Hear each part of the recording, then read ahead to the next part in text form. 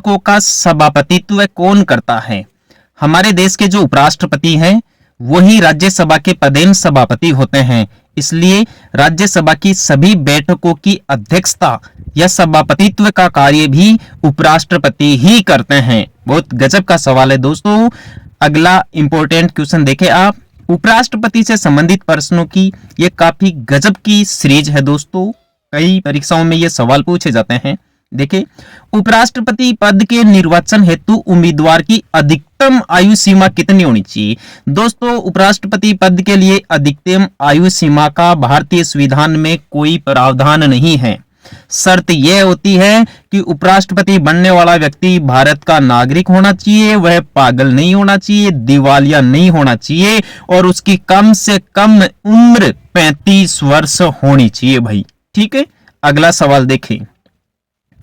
उपराष्ट्रपति का चुनाव करने वाली निर्वाचन संस्था के सदस्य कौन होते हैं? साधारण शब्दों में कही जाए तो बात यह है कि उपराष्ट्रपति का चुनाव कौन कौन करते हैं, वो व्यक्ति कौन है, वो सदस्य कौन है जो उपराष्ट्रपति को चुनते हैं। तो आपको बता दूं, संसद के दोनों सदनों के सभी सदस्य यानी सभी लोकसभा के सदस्य और सभी राज्यसभा के सदस्य मिलकर उपराष्ट्रपति का चुनाव करते हैं। इसमें मनोनीत और निर्वाचित दोनों आते हैं भाई। अगला क्वेश्चन, उपराष्ट्रपति का निर्वाचन कैसे होता है भाई? क्या प्रत्यक्ष रूप से उपराष्ट्रपति को चुना जाता है, क्या अप्रत्यक्ष रूप से, प्रत्यक्ष या अप्रत्यक्ष दोनों रूपों से, या फिर उपराष्ट्रपति को मनोनीत किया जाता है? दोस्तों, आपको मैं बता दूं, भारत के उपराष्ट्रपति का चुनाव अप्रत्यक्ष रूप से होता है और हमारे देश का जो उपराष्ट्रपति होता है वह राज्यसभा का पदेन सभापति होता है। ठीक है दोस्तों, आप आगे के क्वेश्चन भी देख लीजिए। संसदीय शासन प्रणाली सबसे पहले किस देश में लागू हुई? आपको बता दूं, सबसे पहले ब्रिटेन देश में संसदीय शासन प्रणाली लागू हुई। यदि अपन बात करें अपने देश भारत की, दोस्तों भारत भी संसदीय शासन प्रणाली वाला देश है और हमारे देश में संसदीय शासन प्रणाली ब्रिटेन देश से ही ग्रहण की गई है। बहुत ही गजब का सवाल है, कई परीक्षाओं में ये क्वेश्चन पूछा जा चुका है। अगला प्रश्न देखिए, भारत के प्रधानमंत्री को या तो लोकसभा का सदस्य होना जरूरी है या राज्यसभा का सदस्य होना जरूरी है। हमारे देश में प्रधानमंत्री की पोस्ट पर जो भी व्यक्ति जाएगा वो संसद के दोनों सदनों में से किसी एक का सदस्य होना जरूरी है भाई, चाहे तो वो लोकसभा का हो चाहे राज्यसभा का हो। दोनों सदनों में से जो निर्वाचित उम्मीदवार है उसको प्रधानमंत्री पद के लिए चुना जा सकता है। अगला क्वेश्चन देखे भाई, भारत के 15वें प्रधानमंत्री कौन बने भाई? दोस्तों, वर्तमान समय में जो कार्यरत प्रधानमंत्री है नरेंद्र दामोदर दास मोदी, वो भारत के 15वें प्रधानमंत्री बने हैं, 15वें क्रम के प्रधानमंत्री बने हैं। दोस्तों, 1947 से 2020 तक अब तक कुल मिला के 15 व्यक्ति प्रधानमंत्री बन चुके हैं। तो ध्यान रखना, नरेंद्र मोदी देश के 15वें प्रधानमंत्री है। अगला इंपॉर्टेंट क्वेश्चन देखें, प्रधानमंत्री नरेंद्र मोदी किस राज्य से संबंधित है? ये बहुत गजब का सवाल है दोस्तों। जो नरेंद्र मोदी जी है इनका पूरा नाम है नरेंद्र दामोदर दास मोदी और ये गुजरात राज्य से बिलोंग करते हैं भाई। भारत के प्रधानमंत्री बनने से पहले ये गुजरात राज्य के मुख्यमंत्री थे और ये भारतीय जनता पार्टी से संबंध रखते हैं। तो दोबारा बता दूं, प्रधानमंत्री नरेंद्र मोदी का संबंध गुजरात राज्य से है। पहले प्रधानमंत्री कौन थे भाई? सवाल आपसे पूछ रहा है कि भारत के वो पहले प्रधानमंत्री कौन थे जिन्होंने अपने पद से त्याग पत्र दिया? दोस्तों, मोरारजी देसाई ने दिया था। ध्यान रखना, मोरारजी देसाई भारत के पहले गैर कांग्रेसी प्रधानमंत्री भी थे भाई। अगला क्वेश्चन, लोकसभा में बहुमत दल का नेता कौन होता है? लोकसभा जिसे आम सदन कहते हैं, जिसे निम्न सदन कहते हैं, प्रथम सदन कहते हैं या आम लोगों का सदन कहा जाता है, जिसे अस्थायी सदन भी कहा जाता है, उसके बहुमत दल का नेता देश का प्रधानमंत्री होता है। अर्थात लोकसभा में जिस व्यक्ति को स्पष्ट बहुमत प्राप्त होता है उसे ही देश का प्राइम मिनिस्टर बनाया जाता है। अगला क्वेश्चन, स्वतंत्र भारत के पहले वित्त मंत्री कौन थे भाई? अपने देश के पहले वित्त मंत्री, अपने भारत के दोस्तों जॉन मथाई ये भारत के पहले वित्त मंत्री बताए जाते हैं भाई। ये भारत के पहले रेल मंत्री भी बताए जाते हैं और स्वतंत्र भारत के पहले वित्त मंत्री भी बताए जाते हैं भाई। कौन? जॉन मथाई। अगला क्वेश्चन, मंत्रिपरिषद के सदस्यों को शपथ दिलाता है।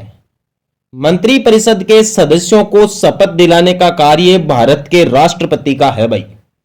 देश का राष्ट्रपति पहले तो प्रधानमंत्री की नियुक्ति करता है, उसको उसके पद की गोपनीयता की शपथ दिलाता है, फिर प्रधानमंत्री की सलाह पर मंत्रिपरिषद के सदस्यों की शपथ का कार्य भी देश के राष्ट्रपति के द्वारा ही किया जाता है। अगला क्वेश्चन, मंत्रिमंडल का गठन करने वाला कौन होता है? अपने देश में मंत्रिमंडल का गठन कौन करता है भाई?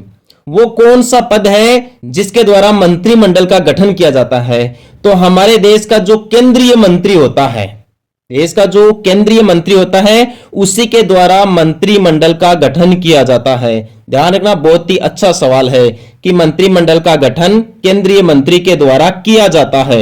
अगला क्वेश्चन देखिए भाई, कौन से प्रधानमंत्री की नियुक्ति के वक्त वे किसी भी सदन के सदस्य नहीं थे? दोस्तों एच.डी. देवगौड़ा। एच.डी. देवगौड़ा का संबंध भारत के कर्नाटक राज्य से रहा है भाई, और ये भारत के 11वें प्रधानमंत्री बने थे। ऐसा बताया जाता है जब एच.डी. देवगौड़ा देश के प्रधानमंत्री बने थे तब वो न तो लोकसभा के सदस्य थे और ना ही राज्यसभा के सदस्य थे भाई। अगला क्वेश्चन, सबसे कम आयु में प्रधानमंत्री बनने वाले व्यक्ति कौन हैं? दोस्तों राजीव गांधी बहुत ही गजब के प्रधानमंत्री रहे हैं। जो श्रीलंका का जातीय संघर्ष हुआ था उसमें शांति सेना भेजने का कार्य भी राजीव गांधी जी के द्वारा ही किया गया था, और आगे चलकर राजीव गांधी जी की हत्या इसी कारण श्रीलंका में लिट्ठे नामक संगठन ने कर दी थी भाई। तो सबसे कम आयु के प्रधानमंत्री राजीव गांधी थे। अगला क्वेश्चन, स्वतंत्र भारत के पहले कानून मंत्री का नाम बताइए आप। हमारे देश के पहले कानून मंत्री का नाम था डॉक्टर भीमराव अंबेडकर। डॉक्टर भीमराव अंबेडकर को भारतीय संविधान का पिता भी कहते हैं या भारतीय संविधान का जनक भी कहते हैं। दोस्तों ज्यादातर एग्जामों में स्वतंत्र भारत के प्रथम स्वास्थ्य मंत्री के बारे में पूछा जाता है, तो उनका नाम राजकुमारी अमृता कौर है। ध्यान रखना आप। अगला क्वेश्चन, वह प्रधानमंत्री जो एक भी दिन संसद नहीं गए। बहुत गजब का सवाल है दोस्तों ये। चौधरी चरण सिंह। चौधरी चरण सिंह दोस्तों 2 बार उप प्रधानमंत्री भी बन चुके हैं। चौधरी चरण सिंह के बारे में ऐसा बताया जाता है ये एक किसान नेता थे और इन्होंने एक बार भी संसद का सामना नहीं किया भाई। बहुत गजब का सवाल है। तो वो व्यक्ति चौधरी चरण सिंह जी थे। अगला क्वेश्चन देखिए भाई, संघीय मंत्रिमंडल की बैठक का सभापति कौन होता है? जो अपने देश की केंद्रीय मंत्रिमंडल होती है उसका अध्यक्ष या मुखिया आमतौर पर देश का प्रधानमंत्री को ही माना जाता है, या आमतौर पर देश के प्रधानमंत्री को ही संघीय मंत्रिमंडल की बैठकों का अध्यक्ष बनाया जाता है, सभापति बनाया जाता है या फिर चेयरमैन बनाया जाता है। बहुत ही शानदार सवाल है दोस्तों। प्रधानमंत्री को उसके पद की शपथ कौन दिलाता है? दोस्तों प्रधानमंत्री को उसके पद की गोपनीयता की शपथ देश का राष्ट्रपति ही दिलाता है। भारत का राष्ट्रपति ही तो प्रधानमंत्री की नियुक्ति करता है और भारत का राष्ट्रपति ही प्रधानमंत्री को उसके पद की शपथ दिलाता है। बहुत अच्छा सवाल है, शानदार सवाल है, परीक्षा के पेपर में छप सकता है। अगला क्वेश्चन देखिए भाई, भारत के प्रथम प्रधानमंत्री कौन थे? First prime minister of India. दोस्तों आपको बता दूं भारत के प्रथम प्रधानमंत्री पंडित जवाहरलाल नेहरू थे भाई। यदि आपसे पूछ लिया जाए भारत के प्रथम उप प्रधानमंत्री कौन थे? सरदार वल्लभ भाई पटेल। ये भारत के प्रथम उप प्रधानमंत्री थे भाई, ये गृह मंत्री भी थे। ठीक है दोस्तों, बहुत ही गजब का सवाल है। और वर्तमान में भारत के प्रधानमंत्री नरेंद्र दामोदर दास मोदी है भाई। अगला क्वेश्चन, नीति आयोग का अध्यक्ष कौन होता है? हमारे देश का प्रधानमंत्री ही नीति आयोग का पदेन अध्यक्ष होता है। ठीक है। नीति आयोग का दोस्तों पहले योजना आयोग नाम था, प्लानिंग कमीशन। तो 1 जनवरी 2015 को योजना आयोग का नाम बदलकर नीति आयोग कर दिया गया। अगला क्वेश्चन, प्रधानमंत्री का कार्यकाल कितने वर्ष का होता है भाई? आमतौर पर भारत के प्रधानमंत्री का कार्यकाल 5 वर्ष का होता है। ठीक है दोस्तों, यह आप बात ध्यान रखना कि हमारे देश के प्रधानमंत्री का कार्यकाल 5 वर्ष का होता है। हमारे देश में कोई भी व्यक्ति जितनी बार चाहे उतनी बार प्रधानमंत्री बन सकता है, उसके लिए अधिकतम उम्र का कोई प्रावधान नहीं है। अगला क्वेश्चन, किसी भी सदन का सदस्य बने बिना कोई व्यक्ति मंत्री पद पर कितने दिन तक रह सकता है? केवल और केवल 6 महीने तक। ठीक है दोस्तों, दोबारा समझाऊं ये बात। यदि देश में कोई भी व्यक्ति मंत्री बनना चाहता है, केंद्रीय मंत्रिमंडल में मंत्री बनना चाहता है, तो उसे या तो लोकसभा की सदस्यता ग्रहण करनी होगी या फिर राज्यसभा की, और इसके लिए 6 महीने का टाइम होता है भाई। अगला क्वेश्चन, प्रधानमंत्री बनने के लिए न्यूनतम आयु सीमा कितनी होनी चाहिए भाई? प्रधानमंत्री दोस्तों, लोकसभा में बहुमत दल का जो नेता होता है वो ही प्रधानमंत्री होता है। लोकसभा का सदस्य बनने के लिए आयु सीमा रखी गई है 25 वर्ष। तो स्वाभाविक सी बात है कि एक लोकसभा का एमपी यानी मेंबर ऑफ पार्लियामेंट देश का प्रधानमंत्री बन सकता है, तो प्रधानमंत्री की कम से कम उम्र 25 वर्ष होनी चाहिए। अगला क्वेश्चन, कौन से प्रधानमंत्री सबसे अधिक समय तक प्रधानमंत्री रहे हैं? दोस्तों, पंडित जवाहरलाल नेहरू का कार्यकाल सबसे लंबे समय तक रहा है। अब तक हमारे देश में जितने भी प्रधानमंत्री बने हैं उनमें सबसे ज्यादा लंबे समय तक पद पर कार्य करने वाले व्यक्ति पंडित जवाहरलाल नेहरू थे। ध्यान रखना इस बात को, बहुत ही अच्छा सवाल है दोस्तों। अगला सवाल देखें, जवाहरलाल नेहरू के बाद भारत के प्रधानमंत्री कौन बने थे भाई? दोस्तों, जवाहरलाल नेहरू के उत्तराधिकारी हमारे देश में बने थे भाई गुलजारी लाल नंदा। ये गलत प्रिंट हुआ है, इसने गुजजारी लिखा है, तो ये गलत है। गुलजारी लाल नंदा देश के ऐसे प्रधानमंत्री हैं जो पंडित जवाहरलाल नेहरू के बाद उत्तराधिकार के रूप में प्रधानमंत्री की कुर्सी पर बैठे। अगला क्वेश्चन, प्रधानमंत्री जिसने एक बार अपने पद से हटने के बाद दोबारा पद संभाला? दोस्तों, इंदिरा गांधी। ये भारत की पहली महिला प्रधानमंत्री थी। अब तक के इतिहास में ये एकमात्र महिला प्रधानमंत्री बनी है भाई।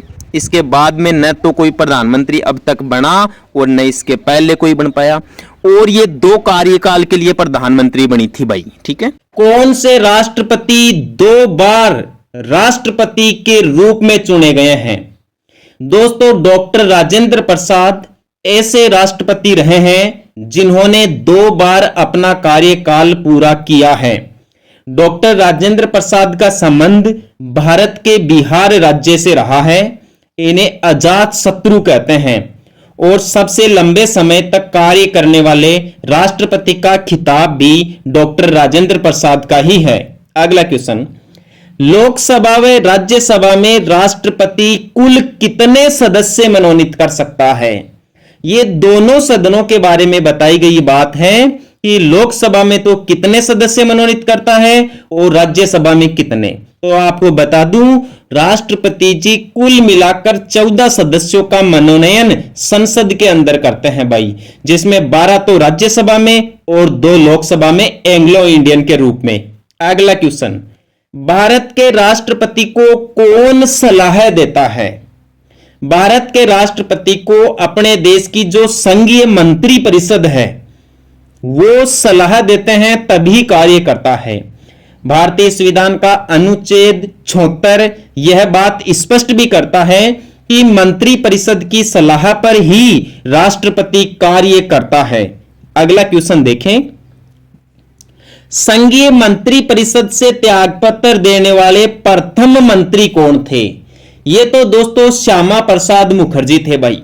श्यामा प्रसाद मुखर्जी प्रथम ऐसे मंत्री थे जिन्होंने संघीय मंत्रिपरिषद से त्यागपत्र दिया। आगे चलकर इन्हीं श्यामा प्रसाद मुखर्जी ने जनसंघ नामक पार्टी बनाई थी, जिसका वर्तमान स्वरूप बीजेपी है या भारतीय जनता पार्टी है, जो 1980 में बनी भाई। अगला क्वेश्चन, किस विधेयक को राष्ट्रपति पुनर्विचार के लिए नहीं लौटा सकता? जो धन विधेयक है उसको राष्ट्रपति पुनर्विचार के लिए नहीं लौटा सकता, क्योंकि धन विधेयक हमेशा केवल लोकसभा में राष्ट्रपति की अनुमति से ही पेश किया जाता है। इसलिए राष्ट्रपति जी की अनुमति पहले ही ले ली जाती है और राष्ट्रपति उसे वापस नहीं लौटाते। अगला क्वेश्चन, भारत के राष्ट्रपति की तुलना किस देश के सम्राट से की जाती है? हमारे देश के राष्ट्रपति जी के पास में जो पावर्स है, जिस तरीके से राष्ट्रपति जी कार्य करते हैं मंत्रिपरिषद की सलाह पर, ऐसा पद ब्रिटेन के सम्राट का है। तो भारत के राष्ट्रपति का पद ब्रिटेन के सम्राट के समकालीन है या उसके जैसा है, यह आप ध्यान रखना, बहुत ही अच्छा सवाल है। उसके तुलना की जा सकती है सम्राट से।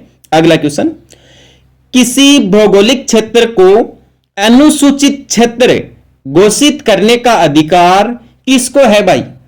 भारत में वह पद कौन सा है जो देश के किसी भी क्षेत्र को अनुसूचित क्षेत्र घोषित कर सकता है? तो वह पद भारत का राष्ट्रपति है भाई। जो अपने देश का प्रेसिडेंट होता है या जो राष्ट्रपति जी होते हैं, वो देश के किसी भी क्षेत्र को अनुसूचित क्षेत्र घोषित कर सकते हैं ताकि उसका अच्छा विकास हो सके। अगला क्वेश्चन, भारत की कार्यपालिका का अध्यक्ष कौन होता है भाई? भारत की कार्यपालिका का अध्यक्ष तो राष्ट्रपति होता है। राष्ट्रपति ही भारत में गणतंत्र प्रमुख माना जाता है और भारत एक गणतंत्र देश है जिसका मुखिया राष्ट्रपति बताया जाता है। इसीलिए राष्ट्रपति को देश का प्रथम नागरिक का दर्जा भी प्राप्त है और तीनों सेनाओं का सर्वोच्च सेनापति भी राष्ट्रपति को ही बताया गया है। अगला क्वेश्चन, योजना आयोग और मंत्रिपरिषद का अध्यक्ष कौन होता है भाई? दोस्तों आपको बता दूं, योजना आयोग और मंत्रिपरिषद इन दोनों का अध्यक्ष या मुखिया देश का प्रधानमंत्री होता है। योजना आयोग के स्थान पर वर्तमान समय में 1 जनवरी 2015 को नीति आयोग का गठन कर दिया गया भाई। तो योजना आयोग की जगह अब हम नीति आयोग का इस्तेमाल करते हैं और इसके अध्यक्ष भी देश के प्रधानमंत्री ही होते हैं, राष्ट्रपति होता है। ध्यान रखना, भारत का राष्ट्रपति ही भारत का प्रथम नागरिक होता है। बहुत ही गजब का सवाल है दोस्तों ये, कि तीनों सेनाओं का सर्वोच्च सेनापति भारत देश में कौन होता है? राष्ट्रपति। अगला क्वेश्चन देखिए आप, युद्ध अथवा बाहरी आक्रमण की स्थिति में आक्रमणकारी के विरुद्ध युद्ध की घोषणा कौन कर सकता है? हमारे देश के राष्ट्रपति ही हमारे देश में आपातकाल की घोषणा कर सकते हैं। अनुच्छेद 352 के अनुसार यदि बाह्य आक्रमण होता है या युद्ध की स्थिति बनती है तो देश में राष्ट्रपति राष्ट्रीय आपातकाल की घोषणा कर सकता है। बहुत गजब का सवाल है दोस्तों ये। अगला क्वेश्चन देखें, संविधान सभा का स्थायी अध्यक्ष कौन था? कॉन्स्टिट्यूशन असेंबली, इसके परमानेंट चेयरमैन कौन थे भाई? दोस्तों डॉक्टर राजेंद्र प्रसाद, जिन्हें अजात शत्रु के नाम से जाना जाता है, और ये भारत के प्रथम राष्ट्रपति भी थे। ये संविधान सभा के स्थायी अध्यक्ष बने थे। आपसे पूछ ले अस्थायी अध्यक्ष कौन थे? तो सच्चिदानंद सिन्हा संविधान सभा के अस्थायी अध्यक्ष बने थे भाई। अगला क्वेश्चन देखें आप, भारत के प्रथम राष्ट्रपति डॉक्टर राजेंद्र प्रसाद का चुनाव कैसे हुआ था? भारत के जो प्रथम राष्ट्रपति थे डॉक्टर राजेंद्र प्रसाद, इनका चुनाव दोस्तों संविधान सभा के द्वारा ही कर लिया गया था, अपनी कॉन्स्टिट्यूशन असेंबली के द्वारा ही। 24 जनवरी 1949 को जिस दिन संविधान सभा की अंतिम बैठक हुई थी, उसी दिन डॉक्टर राजेंद्र प्रसाद को संविधान सभा ने भारत का भावी राष्ट्रपति चुन लिया था। अगला क्वेश्चन देखें, भारत के राष्ट्रपति ने किस मामले में वीटो शक्ति का प्रयोग किया था? दोस्तों भारतीय डाकघर अधिनियम, जो इंडियन पोस्टल एक्ट था, उसके ऊपर तत्कालीन राष्ट्रपति ज्ञानी जेल सिंह ने वीटो शक्ति का प्रयोग किया था, या जेबी वीटो शक्ति का प्रयोग किया था। तो ध्यान रखना, वीटो शक्ति का प्रयोग भारतीय डाकघर अधिनियम पर किया जा चुका है।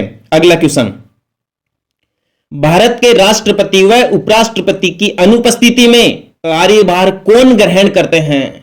यदि हमारे देश में जो सर्वोच्च पद है राष्ट्रपति, उसके ऊपर यदि राष्ट्रपति जी अनुपस्थित होते हैं, किसी विदेशी यात्रा पर गए हुए होते हैं, तो उनकी जगह उपराष्ट्रपति काम करता है। और यदि उपराष्ट्रपति भी अनुपस्थित होते हैं तो भारत के सर्वोच्च न्यायालय के मुख्य न्यायाधीश उस कार्यभार का पद ग्रहण करते हैं। अगला क्वेश्चन, भारत का संवैधानिक अध्यक्ष कौन होता है?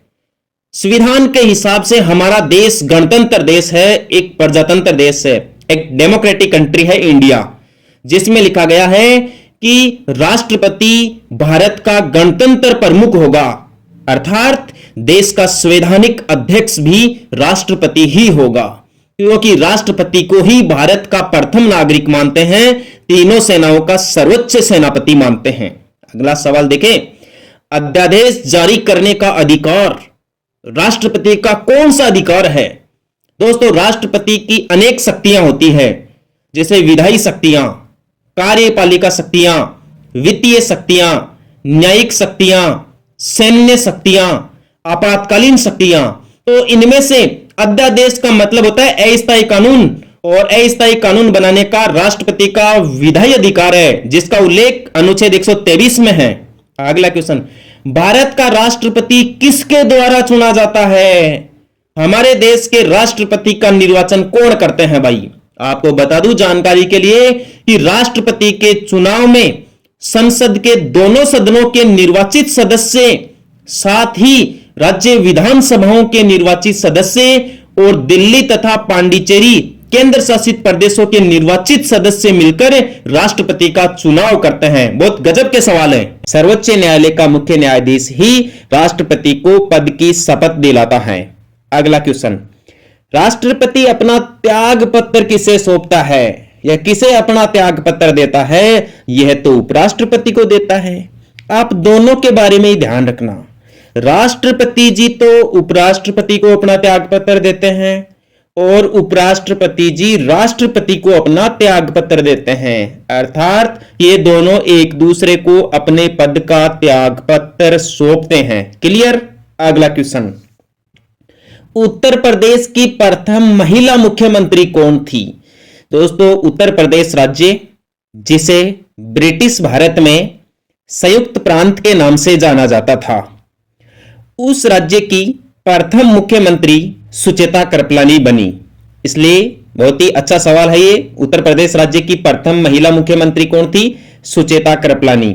अगला क्वेश्चन देखिए भाई, बहुत ही शानदार क्वेश्चंस की सीरीज चल रही है दोस्तों। देखिए, भारत के कौन से राष्ट्रपति निर्विरोध चुने गए?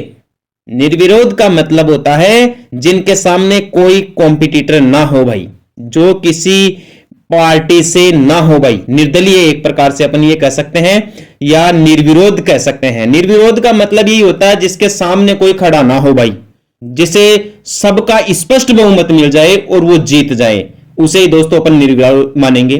तो नीलम संजीव रेड्डी भारत के प्रथम निर्विरोध राष्ट्रपति थे। अगला क्वेश्चन, स्वतंत्र भारत के राष्ट्रपति किस राज्य के थे भाई? स्वतंत्र भारत के प्रथम राष्ट्रपति डॉक्टर राजेंद्र प्रसाद थे, जिन्हें अजात शत्रु के नाम से भी जाना जाता है। ये भारत के प्रथम राष्ट्रपति थे और बिहार राज्य से थे। जब गांधी जी बिहार में चंपारण सत्याग्रह करने के लिए गए थे तो वो डॉक्टर राजेंद्र प्रसाद के घर पर ही रुके थे। अच्छा सवाल है। अगला देखिए भाई, भारत के किस राष्ट्रपति की मृत्यु कार्यकाल खत्म होने से पहले हो गई? भारत के ऐसे कौन से राष्ट्रपति थे जो कार्यकाल के दौरान मृत्यु को प्राप्त हुए? वो थे डॉक्टर जाकिर हुसैन। गजब का सवाल है। डॉक्टर जाकिर हुसैन भारत के ऐसे पहले राष्ट्रपति थे जिनका कार्यकाल के दौरान निधन हुआ भाई। बात समझ में आ गई? तो अगला सवाल देखिए आप, भारत का राष्ट्रपति किसकी नियुक्ति नहीं करता? देखिए दोस्तों, यहां उपराष्ट्रपति ऑप्शन में है, तो आप कंफ्यूज मत हो जाना। बहुत ही गजब का सवाल है ये दोस्तों। उपराष्ट्रपति का अपने देश में कोई स्वतंत्र और अलग से पद तो होता नहीं, क्योंकि देश में राज्यसभा का सभापति ही उपराष्ट्रपति का पद ग्रहण करता है। इसलिए भारत का राष्ट्रपति उपराष्ट्रपति पद पर किसी को नियुक्त नहीं करता। अगला क्वेश्चन, वित्त बिल यानी धन विधेयक के लिए किसकी स्वीकृति आवश्यक है? तो भारत के राष्ट्रपति की स्वीकृति के बिना धन विधेयक या वित्त बिल पेश नहीं किया जा सकता। ध्यान रखना, धन विधेयक हमेशा लोकसभा में ही पेश किया जाता है। कोई भी विधेयक धन विधेयक है या नहीं, इसका प्रमाणन लोकसभा का अध्यक्ष करता है। बात समझ में आई है? तो अगला क्वेश्चन देखें। भारतीय संविधान के अनुसार भारत का प्रथम नागरिक कौन होता है? First man of India. Bharat का प्रथम नागरिक, ये सम्मान दोस्तों राष्ट्रपति को प्राप्त है। भारत के राष्ट्रपति को ही देश का प्रथम नागरिक माना जाता है, क्योंकि अपने भारत देश का जो गणतंत्र प्रमुख होता है वह दोस्तों राष्ट्रपति होता है। कार्यपालिका का जो मुखिया होता है वह राष्ट्रपति होता है, इसलिए इसे देश का प्रथम नागरिक मानते हैं। अगला सवाल देखिए, भारत के राष्ट्रपति पद के लिए उम्मीदवार की न्यूनतम आयु कितनी होनी चाहिए? कितनी साल का व्यक्ति अपने देश में राष्ट्रपति बन सकता है? तो कम से कम उसकी उम्र 35 वर्ष होनी चाहिए। आपको और भी बता दूं, राष्ट्रपति, उपराष्ट्रपति और राज्यपाल, इन तीनों के लिए न्यूनतम आयु 35 वर्ष ही होती है। ठीक है दोस्तों, तो ये बहुत ही अच्छा सवाल है। भारत के राष्ट्रपति का चुनाव अप्रत्यक्ष रूप से होता है भाई। अप्रत्यक्ष रूप से होने का मतलब है कि जनता के द्वारा चुने हुए प्रतिनिधि राष्ट्रपति का चुनाव करते हैं। इसे ही अप्रत्यक्ष चुनाव प्रणाली कहते हैं। अगला सवाल देखिए भाई, राष्ट्रपति किस सूची के विषय पर अध्यादेश जारी कर सकता है? अध्यादेश का मतलब होता है अस्थायी कानून, और अध्यादेश का उल्लेख भारतीय संविधान के अनुच्छेद 123 में किया गया है। तो राष्ट्रपति संघ सूची और समवर्ती सूची दोनों प्रकार के विषयों पर अध्यादेश जारी कर सकता है, क्योंकि संघ सूची के सारे काम केंद्र सरकार करती है और समवर्ती सूची के सारे काम दोनों सरकारें करती हैं। अगला सवाल, जब किसी विधेयक को संसद में प्रस्तुत किया जाता है तो किसकी अनुमति के बाद वह अधिनियम बन जाता है, यानी कानून बन जाता है? वह प्रस्ताव एक एक्ट का रूप ले लेता है। तो दोस्तों राष्ट्रपति के अनुमति के बाद ही कोई भी प्रस्ताव या विधेयक कानून बनता है। दोस्तों भारत में कानून निर्माण की जो प्रक्रिया है वो संसद के द्वारा निभाई जाती है और उसको अंतिम रूप राष्ट्रपति देता है। नेक्स्ट सवाल देखिए, भारत के राष्ट्रपति का चुनाव कौन संचालित करता है?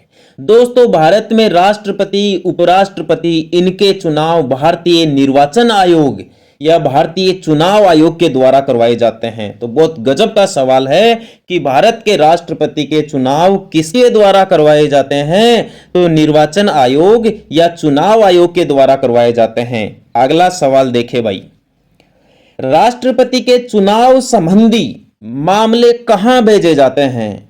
दोस्तों आपको बता दूं, राष्ट्रपति और उपराष्ट्रपति इन दोनों के चुनाव के मामले में जो विवादित केस उत्पन्न होते हैं उनका निपटारा भारत का सर्वोच्च न्यायालय करता है या उच्चतम न्यायालय करता है, जो नई दिल्ली में स्थित है। ध्यान रखना, उच्चतम न्यायालय का गठन 28 जनवरी 1950 को हुआ। नेक्स्ट सवाल देखें, भारत के राष्ट्रपति का चुनाव कितने वर्षों के लिए होता है? दोस्तों आमतौर पर भारत में जितने भी जो राजनीतिक पद होते हैं वो लगभग 5 वर्ष के लिए ही होते हैं।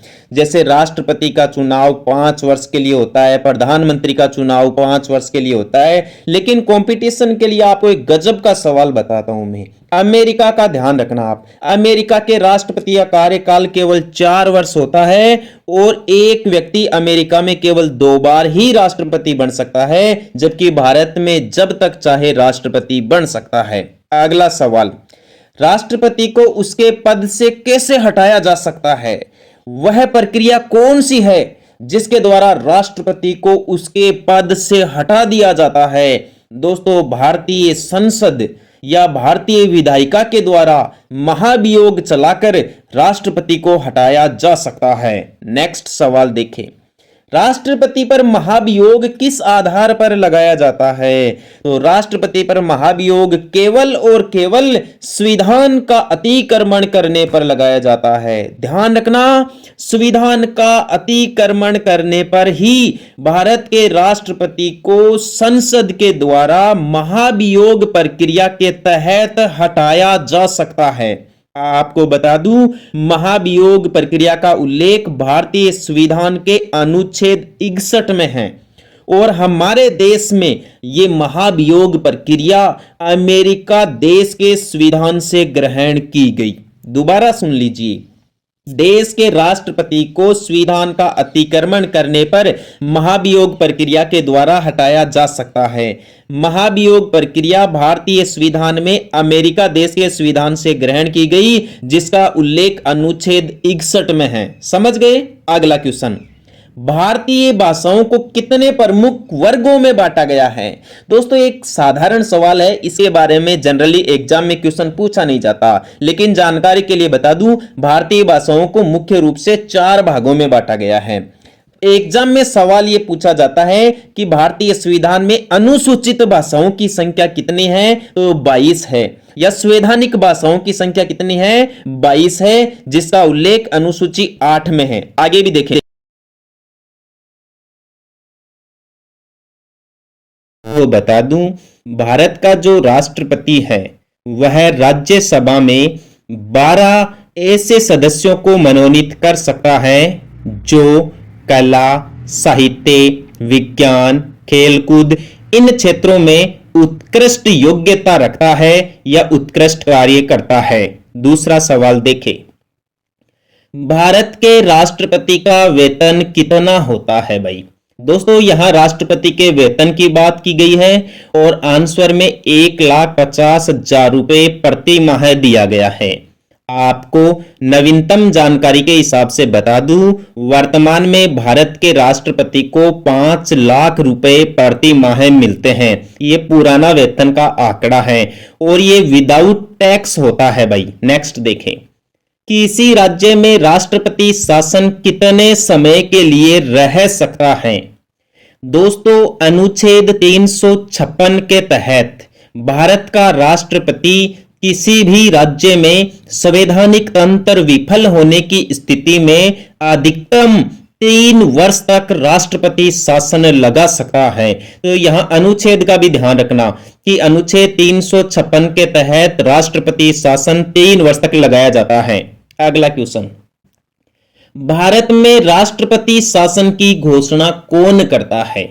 अब किसी भी राज्य में यदि राष्ट्रपति शासन लगाना हो तो यह दोस्तों भारत के राष्ट्रपति की आपातकालीन शक्ति होती है अनुच्छेद 356 के तहत।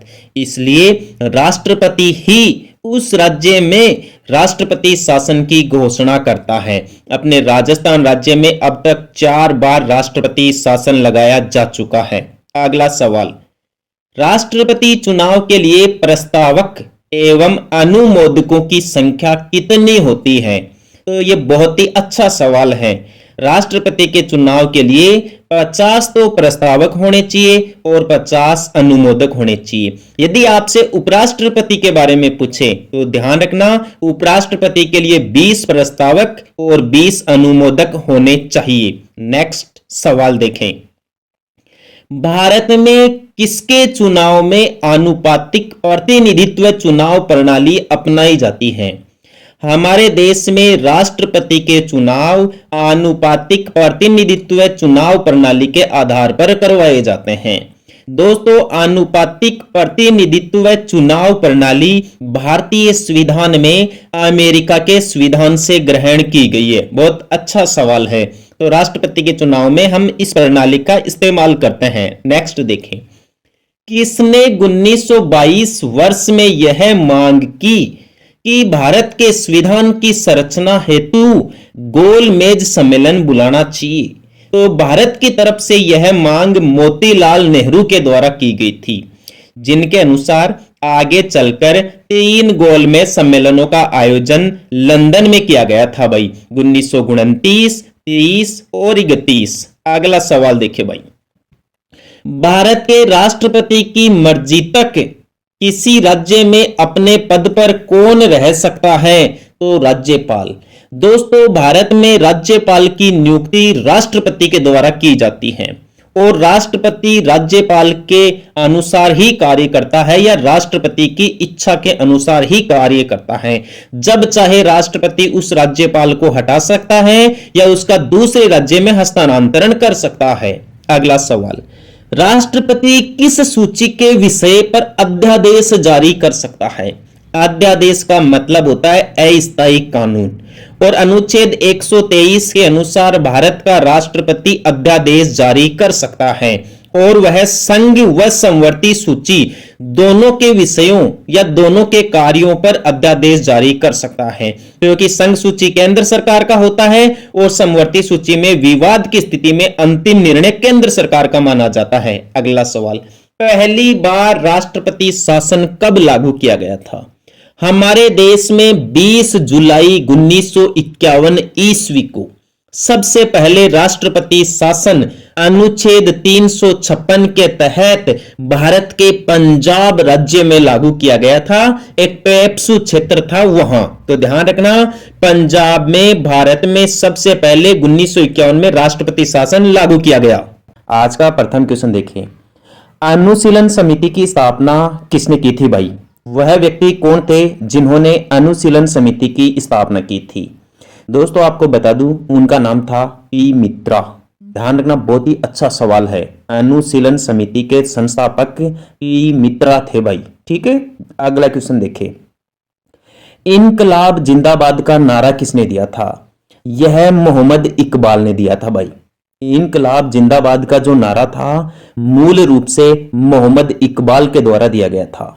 बाद में आगे चलकर सरदार भगत सिंह ने इनकलाब जिंदाबाद के नारे को भारत के राष्ट्रीय स्तर तक ऊपर उठाया दोस्तों, या इसे राष्ट्र नारे के रूप में साबित करने का प्रयास किया। जब अंग्रेजों के खिलाफ भगत सिंह, सुखदेव, राजगुरु जब कभी भी कोई रैली करते थे, बड़ा आंदोलन करते थे या उनका विरोध करते थे, तो दोस्तों इनकलाब जिंदाबाद के नारों का प्रयोग करते थे। तो ध्यान रखना, मूल रूप से यह नारा मोहम्मद इकबाल के द्वारा दिया गया था। अगला क्वेश्चन, इंडियन ओपिनियन पत्रिका के संस्थापक कौन थे भाई? बहुत ही अच्छा सवाल है। मनसुख लाल नजार। मनसुख लाल नजार ये इंडियन ओपिनियन पुस्तक के संस्थापक थे। करो या मरो का नारा महात्मा गांधी जी के द्वारा दिया गया था। काकोरी षड्यंत्र कांड में या इस केस में दोस्तों चंद्रशेखर आजाद को फांसी नहीं हुई थी भाई। ध्यान रखना, चंद्रशेखर आजाद काकोरी षड्यंत्र कांड या काकोरी डकैती कांड हुआ था। यह ट्रेन की डकैती थी जो भारतीय क्रांतिकारियों के द्वारा लूटी गई थी। ठीक है दोस्तों, और ये काकोरी स्टेशन पे लूटी गई थी जो वर्तमान समय में भारत के उत्तर प्रदेश राज्य में पड़ता है। ये जो काकोरी षड्यंत्र केस था, इसकी पूरी योजना दोस्तों राम प्रसाद बिस्मिल के द्वारा तैयार की गई थी और उन्होंने इस समय नारा भी दिया था, सरफरोशी की तमन्ना अब हमारे दिल में है, देखना है जोर कितना बाजू ये कातिल में है। अगला क्वेश्चन देखिए, कामागाटामारू क्या था भाई? दोस्तों ये एक कामागाटामारू एक जहाज था, भारतीय मूल के एक विदेशी थे, कहने का मतलब उनका नाम था गुरदीत सिंह। उन्होंने दोस्तों कामागाटामारू नाम से ये एक जहाज किराए पर लिया था भाई, और ये भारतीय लोगों को व्यापार की दृष्टि से या रोजगार की दृष्टि से दोस्तों विदेश लेकर गए थे। तो विदेशी सरकार के द्वारा इस जहाज का बहिष्कार किया गया कि दूसरे देश के लोगों को हमारे देश में न आने दिया जाए। तो जब ये जहाज वहां से वापस लौट रहा था तो दोस्तों बंदरगाह पर एक भगदड़ मच गई थी जिसमें कई लोग मारे गए थे। तो ये सवाल कई बार परीक्षा में पूछा जा चुका है कि कामागाटामारू क्या था? यह एक जहाज था। ठीक है, यहां हुई हिंसक भीड़ के कारण कई लोगों को मौत से हाथ धोना पड़ा। अगला क्वेश्चन, खिलाफत आंदोलन के प्रमुख नेता कौन थे? दोस्तों ये अली बंधु थे, मोहम्मद अली और शौकत अली, ये दोनों खिलाफत आंदोलन के मुख्य नेता थे और 1919 में यह आंदोलन चला था। अगला क्वेश्चन, द इंडियन स्ट्रगल, यह पुस्तक तो दोस्तों सुभाष चंद्र बोस के द्वारा लिखी गई थी। कई बार यह सवाल पूछा जाता है कि द इंडियन स्ट्रगल पुस्तक किसके द्वारा लिखी गई थी? सुभाष चंद्र बोस के द्वारा लिखी गई थी। अगला क्वेश्चन, नेहरू राष्ट्रभक्त है जबकि जिन्ना राजनीतिज्ञ, यह कथन किसका है? यह कथन दोस्तों मौलाना आजाद का है। बहुत ही गजब का सवाल है। ऐसे वक्तव्य दोस्तों कई बार कंपटीशन एग्जाम में पूछ लिए जाते हैं और जो आपकी सफलता में निर्णायक साबित होते हैं। दोबारा देख लीजिए, नेहरू राष्ट्रभक्त है जबकि जिन्ना राजनीतिज्ञ है, यह कथन मौलाना आजाद ने कहा। मोहम्मद अली जिन्ना और शौकत अली, मोहम्मद अली जिन्ना नहीं है, मोहम्मद अली शौकत अली दोनों ने खिलाफत आंदोलन 1919 में शुरू किया था भाई। अगला क्वेश्चन देखिए, बहिष्कृत भारत पत्रिका से कौन संबंधित है भाई? Grand old man of India, grand old man of India दादा भाई नारोजी को कहते हैं भाई। इन्होंने सबसे पहले धन के निष्कासन का सिद्धांत दिया था और इन्होंने बहिष्कृत भारत नामक पत्रिका का संपादन किया था भाई, ध्यान रखना, ठीक है। अगला क्वेश्चन, भारत छोड़ो आंदोलन के समय किसने कांग्रेस रेडियो का प्रसारण किया था भाई? उषा मेहता नामक महिला ने कांग्रेस रेडियो का प्रसारण किया था भारत छोड़ो आंदोलन के दौरान। अगला क्वेश्चन, भारत छोड़ो प्रस्ताव पारित होने के वक्त या उस समय कांग्रेस के अध्यक्ष कौन थे भाई? सरदार वल्लभ भाई पटेल। जब भारत छोड़ो का प्रस्ताव पारित किया गया उस समय सरदार वल्लभ भाई पटेल भारत छोड़ो आंदोलन के प्रस्ताव को पारित करने वाला जो अधिवेशन हुआ था उस कांग्रेस के अधिवेशन के अध्यक्ष थे भाई। ध्यान रखना, बहुत ही अच्छा सवाल है ये, ठीक है दोस्तों। अगला क्वेश्चन देखिए, लोक हितवादी उपागम से किसे जाना जाता है भाई? वो भारतीय नेता कौन थे, लोकप्रिय नेता कौन थे जिन्हें उनके लोगों के लिए, भले के लिए जो कार्य किए जाते थे उनके लिए लोक हितवादी का उपनाम दिया गया या लोक हितवादी की लोगों के द्वारा पदवी दी गई? उनका नाम था गोपाल हरि देशमुख। बहुत ही अच्छा सवाल बन सकता है ये कंपटीशन के लिए। अगला क्वेश्चन, स्वराज्य मेरा जन्मसिद्ध अधिकार है और मैं इसे लेकर रहूंगा, उपयुक्त कथन किसका है? यह नारा तो दोस्तों बाल गंगाधर तिलक के द्वारा दिया गया था भाई। ब्रिटिश सरकार के खिलाफ जब ये विरोध कर रहे थे तब इन्होंने ये बात कही कि स्वराज्य मेरा जन्मसिद्ध अधिकार है और मैं इसे लेकर रहूंगा। तो ध्यान रखना, उस लोकप्रिय नेता का नाम लोकमान्य बाल गंगाधर तिलक था। अगला क्वेश्चन, 1857 के स्वाधीनता संघर्ष की वीरांगना महारानी लक्ष्मीबाई की जन्म स्थली क्या थी भाई? वाराणसी। वाराणसी वर्तमान में उत्तर प्रदेश में पड़ता है, इसका प्राचीन नाम बनारस था। यहां झांसी की रानी लक्ष्मीबाई का जन्म हुआ था भाई। खूब लड़ी मर्दानी, वो झांसी की रानी थी भाई, ठीक है। अगला क्वेश्चन, 1915-16 में होम रूल लीग किन दो व्यक्तियों के नेतृत्व में की गई थी भाई?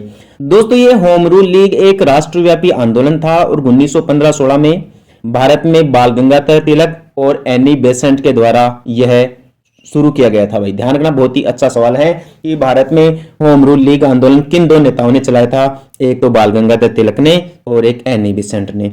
एनी बेसेंट ध्यान रखना दोस्तों एक आयरिश लेडी थी, ये आयरलैंड की मूल निवासी थी, बाद में ये भारत में आ गई थी और भारत के स्वतंत्रता संग्राम में इन्होंने बहुत ज्यादा साथ दिया था। तो ध्यान रखना, महारानी लक्ष्मीबाई का जन्म स्थल वाराणसी था। होम रूल लीग आंदोलन को तिलक और एनी बेसेंट ने बढ़ाया। स्वराज्य मेरा जन्मसिद्ध अधिकार है, यह नारा बाल गंगाधर तिलक के द्वारा दिया गया और लोक हितवादी के नाम से गोपाल हरि देशमुख को जाना जाता है। बहुत ही गजब के सवाल है दोस्तों, कंपटीशन के पेपर में छपने वाले क्वेश्चन है। अगले क्वेश्चन देखिए, 1922 में गांधी जी ने सत्याग्रह आंदोलन किस घटना के कारण वापस ले लिया भाई? ऐसा क्या हो गया था कि गांधी जी ने सत्याग्रह आंदोलन को ही वापस ले लिया? दोस्तों गांधी जी ने असहयोग सत्याग्रह आंदोलन 1920 में शुरू किया था भाई, 1 अगस्त 1920 को। असहयोग आंदोलन की यह कार्य प्रणाली थी कि पूर्ण रूप से विदेशी सरकार के या ब्रिटिश सरकार का सहयोग न किया जाए और उसका पूरी तरह से विरोध किया जाए, ताकि अंग्रेज खुद ब खुद भारत छोड़कर अपने देश जाने के लिए मजबूर हो जाएंगे और भारत को आजादी देने के लिए मजबूर हो जाएंगे, वो दबाव में आ जाएंगे। तो इस प्रकार महात्मा गांधी जी ने असहयोग आंदोलन शुरू किया था भाई 1920 में। गांधी जी का यह असहयोग आंदोलन काफी हद तक सफल होने वाला था, लेकिन दोस्तों एक हिंसक घटना हो गई थी। भारत के उत्तर प्रदेश राज्य के अवध यानी गोरखपुर के आसपास में चोरी बाजार में एक चोरी हिंसा हो गई भाई, और इस हिंसा में एक शांतिपूर्ण भीड़ का जुलूस निकल रहा था। जब उन्हें पुलिस वालों ने रोका या भीड़ पर लाठियों के प्रहार किए तो भीड़ उग्र रूप धारण कर लेती है, हिंसक रूप धारण कर लेती है और उस चौकी या कोतवाली के जो 22 पुलिस के जवान थे उन्हें उसी चौकी में जिंदा जला दिया जाता है। तो इसे दोस्तों चोरा चोरी कांड कहते हैं या चोरा चोरी हत्याकांड कहते हैं। यह हत्याकांड 5 फरवरी 1922 को हुआ था, जब गांधी जी ने देश को आजादी दिलाने के लिए असहयोग आंदोलन शुरू किया था। उस समय उन्होंने भारतीय लोगों से यह आह्वान किया था कि यदि कोई भी भारतीय इस आंदोलन के दौरान या इस असहयोग सत्याग्रह के दौरान हिंसा का प्रयोग करेगा तो मैं आपका साथ नहीं दूंगा या फिर मैं अपने आंदोलन को समाप्त कर लूंगा। तो गांधी जी ने इसी चोरा चोरी हत्याकांड के कारण वो आहत हो गए, दुखी हो गए, खिन्न हो गए और उन्होंने असहयोग आंदोलन को समाप्त करने का पूरे देश में आह्वान कर दिया। तो इस प्रकार 1922 में गांधी जी ने सत्याग्रह आंदोलन चोरा चोरी हत्याकांड के कारण वापस ले लिया। अगला क्वेश्चन, 1932 में पूना पैक्ट के बाद स्थापित हुआ हरिजन सेवक संघ के अध्यक्ष कौन थे? घनश्याम दास बिड़ला थे भाई, हरिजन सेवा संघ के अध्यक्ष, ध्यान रखना। 1946 के कैबिनेट मिशन का नेतृत्व किसके द्वारा किया गया था? यह लॉर्ड पैथिक लॉरेंस या सर पैथिक लॉरेंस के द्वारा किया गया था। ये ब्रिटिश थे, 3 सदस्यीय आयोग था ये। अगला क्वेश्चन, अंग्रेजों के विरुद्ध खान अब्दुल गफ्फार खान द्वारा प्रारंभ किए गए आंदोलन का क्या नाम था? लाल कुर्ती आंदोलन था। बहुत गजब का सवाल है दोस्तों, लाल कुर्ती आंदोलन, खान अब्दुल गफ्फार खान। तो अखिल भारतीय कांग्रेस की प्रथम महिला अध्यक्ष कौन थी? यानी जो कांग्रेस पार्टी थी जिसकी स्थापना 1885 ईस्वी में हुई थी, तो उसकी पहली महिला अध्यक्ष कौन थी? श्रीमती एनी बेसेंट कांग्रेस की प्रथम महिला अध्यक्ष थी। ठीक है दोस्तों, अब यहां आपसे एक और सवाल पूछा जा सकता है कि कांग्रेस की प्रथम भारतीय महिला अध्यक्ष कौन थी? तो उनका नाम था सरोजनी नायडू। अगला क्वेश्चन, अखिल भारतीय मुस्लिम लीग की स्थापना किसने की थी? 1906 में मुस्लिम लीग पार्टी की स्थापना नवाब सलीमुल्लाह खान के द्वारा की गई थी भाई। तो ध्यान रखना, सलीम उल्लाह खान, इनके द्वारा मुस्लिम लीग पार्टी की स्थापना 1906 में ढाका में की गई थी। नेक्स्ट सवाल, अखिल भारतीय राष्ट्रीय कांग्रेस की प्रथम महिला अध्यक्ष कौन थी? तो इसका सही जवाब होगा नलिनी सेन गुप्ता। ध्यान रखना दोस्तों, ये अखिल भारतीय राष्ट्रीय कांग्रेस है जिसकी प्रथम अध्यक्ष नलिनी सेन गुप्ता था। ऐसा ही एक सवाल ऊपर भी आया था कि अखिल भारतीय कांग्रेस की प्रथम महिला अध्यक्ष कौन थी? तो अखिल भारतीय कांग्रेस तो अपनी कांग्रेस पार्टी थी जिसकी प्रथम अध्यक्ष एनी बेसेंट थी। ये एक अन्य पार्टी है अखिल भारतीय राष्ट्रीय कांग्रेस जिसकी अध्यक्ष नलिनी सेन गुप्ता थी। अगला क्वेश्चन, आजाद हिंद फौज का विचार किसने सुझाया था भाई? दोस्तों आजाद हिंद फौज जो सुभाष चंद्र बोस की थी, इसकी स्थापना का सबसे पहले विचार कैप्टन मोहन सिंह के दिमाग में आया था भाई। तो ध्यान रखना, ये विचार कैप्टन मोहन सिंह ने दिया था कि आजाद हिंद फौज पार्टी का गठन किया जाए। अगला सवाल, एक साप्ताहिक के रूप में यंग इंडिया का आरंभ किया गया भाई। एक साप्ताहिक समाचार पत्र था यंग इंडिया। इस समाचार पत्र का प्रकाशन कौन सी पार्टी के द्वारा किया गया? तो होम रूल लीग पार्टी के द्वारा किया गया। ध्यान रखना, home rule league party Bharat में बाल गंगाधर तिलक और आयरिश लेडी एनी बेसेंट के द्वारा चलाया गया था। नेक्स्ट सवाल, काकोरी डकैती कांड या काकोरी केस के अभियुक्तों के बचाव हेतु किसकी अध्यक्षता में एक समिति का गठन किया गया था? तो गोविंद वल्लभ पंत की अध्यक्षता में। ध्यान रखना, गोविंद वल्लभ पंत की अध्यक्षता में काकोरी डकैती कांड में जो जो अभियुक्त थे या जिन जिन लोगों को गिरफ्तार किया गया था उन्हें बचाने के लिए एक समिति का गठन किया गया था। अच्छा सवाल है, काकोरी डकैती कांड जो घटना थी उसको अंजाम देने वाले जो महत्वपूर्ण क्रांतिकारी थे उनका नाम राम प्रसाद बिस्मिल था, साथ में राजेंद्र लाहेड़ी थे, उस्फाक अल्लाह खान थे और चंद्रशेखर आजाद थे भाई। अगला क्वेश्चन, कानपुर षड्यंत्र मुकदमा किस आंदोलन के नेताओं के विरुद्ध था भाई? साम्यवादी आंदोलन के नेताओं के खिलाफ था। अगला सवाल, इस आंदोलन के साथ अरुणा आसफ अली जुड़ी हुई थी? दोस्तों भारत छोड़ो आंदोलन के साथ अरुणा आसफ अली का संबंध रहा है। बहुत ही अच्छा सवाल है कि अरुणा आसफ अली का संबंध भारत के कौन से नेशनल मूवमेंट के साथ रहा भाई? तो भारत छोड़ो आंदोलन के साथ रहा। भारत छोड़ो आंदोलन अगस्त 1942 में महात्मा गांधी जी के द्वारा शुरू किया गया। इस समय महात्मा गांधी जी ने अंग्रेजों को तो कहा कि अंग्रेजों भारत छोड़ो और देशवासियों को कहा कि करो या मरो, आजादी से कुछ भी कम नहीं है, अर्थात अब हमें आजादी प्राप्त करनी ही है। अगला सवाल देखे भाई, किस आंदोलन में सरदार वल्लभ भाई पटेल ने मुख्य भूमिका निभाई थी? मतलब सरदार वल्लभ भाई पटेल का योगदान जिस सबसे ज्यादा आंदोलन में रहा तो उसका नाम था बारदोली सत्याग्रह। बहुत ही अच्छा सवाल है। बारदोली सत्याग्रह आंदोलन भारत के गुजरात राज्य में 1928 ईस्वी में हुआ था भाई। और बारदोली में जो लगान वर्दी थी उसके खिलाफ जाकर सरदार वल्लभ भाई पटेल ने महात्मा गांधी के साथ मिलकर एक बड़ा आंदोलन किया था जो आगे चलकर सफल हुआ। इसी बारदोली सत्याग्रह आंदोलन में बारदोली की महिलाओं के कहने पर महात्मा गांधी जी ने वल्लभ भाई पटेल को सरदार की पदवी दी भाई, कि सरदार की उपाधि दी। तो बहुत ही अच्छा सवाल है, ध्यान रखना। अगला क्वेश्चन, किस प्रथम भारतीय प्रधानमंत्री ने अफगानिस्तान की यात्रा की थी? जवाहरलाल नेहरू ये भारत के प्रथम प्रधानमंत्री थे और सबसे लंबे समय तक प्रधानमंत्री बनने वाले व्यक्ति भी जवाहरलाल नेहरू ही रहे हैं। और इन्होंने गुटनिरपेक्षता का सिद्धांत दिया था भाई। बहुत ही अच्छा सवाल है। चीन के साथ पंचशील सिद्धांतों की जो वार्ता हुई थी वह भी जवाहरलाल नेहरू के समय हुई थी भाई। अगला क्वेश्चन, किस बात ने गांधी जी को फरवरी 1922 में सविनय अवज्ञा आंदोलन स्थगित करने को बाध्य कर दिया? यह सवाल दोस्तों कई बार कंपटीशन एग्जाम्स में पूछा गया है और बार बार जो अपन मॉक टेस्ट करते हैं या बार बार अपन जो प्रिपरेशन कर रहे हैं एग्जाम की तैयारी से पहले, उसमें दोस्तों ये सवाल कई बार आ रहा है। तो ध्यान रखना, काफी इंपॉर्टेंट सवाल है। अपने भारत के उत्तर प्रदेश के गोरखपुर या अवध के निकट जो चोरा चोरी बाजार था वहां दोस्तों एक हत्याकांड हो गया था 5 फरवरी 1922 को। उस हत्याकांड में भारतीय उग्र भीड़ ने 22 पुलिस जवानों को जला दिया था। तो इसी हिंसक घटना से आहत होकर गांधी जी ने जो असहयोग आंदोलन था इसे वापस ले लिया था या समाप्त करने की घोषणा कर दी थी। अगला सवाल, किस भारतीय राष्ट्रीय आंदोलन का शीर्ष गीत बना वंदे मातरम? कि वंदे मातरम भारत के कौन से राष्ट्रीय आंदोलन का शीर्ष गीत बना? तो दोस्तों स्वदेशी आंदोलन का बना था। स्वदेशी आंदोलन की शुरुआत भारत में 1906-07 में कलकत्ता से की गई थी भाई। ठीक है। अगला सवाल, किसने गद्दर पार्टी की स्थापना की थी? लाला हरदयाल ने 1913 ईस्वी में और सैन फ्रांसिस्को अमेरिका में की थी। अगला सवाल, किसने आर्यों के आदि देश के बारे में लिखा था? बाल गंगाधर तिलक ने लिखा है भाई। जो बाल गंगाधर तिलक थे उग्र नेता थे या उग्र दल के जो 3 स्तंभ थे, लाल, बाल और पाल, उनमें से एक थे भाई बाल गंगाधर तिलक। और बाल गंगाधर तिलक ने हमारी आर्यों के आदि देश मतलब भारत को आर्यों का देश कहा गया है भाई, या आर्यों की भूमि बताया गया है, तो उसके बारे में इन्होंने लेख लिखा है। अच्छा सवाल है, पूछा जा सकता है। नेक्स्ट सवाल, किसने कहा कि तिलक भारतीय अशांति के जनक है?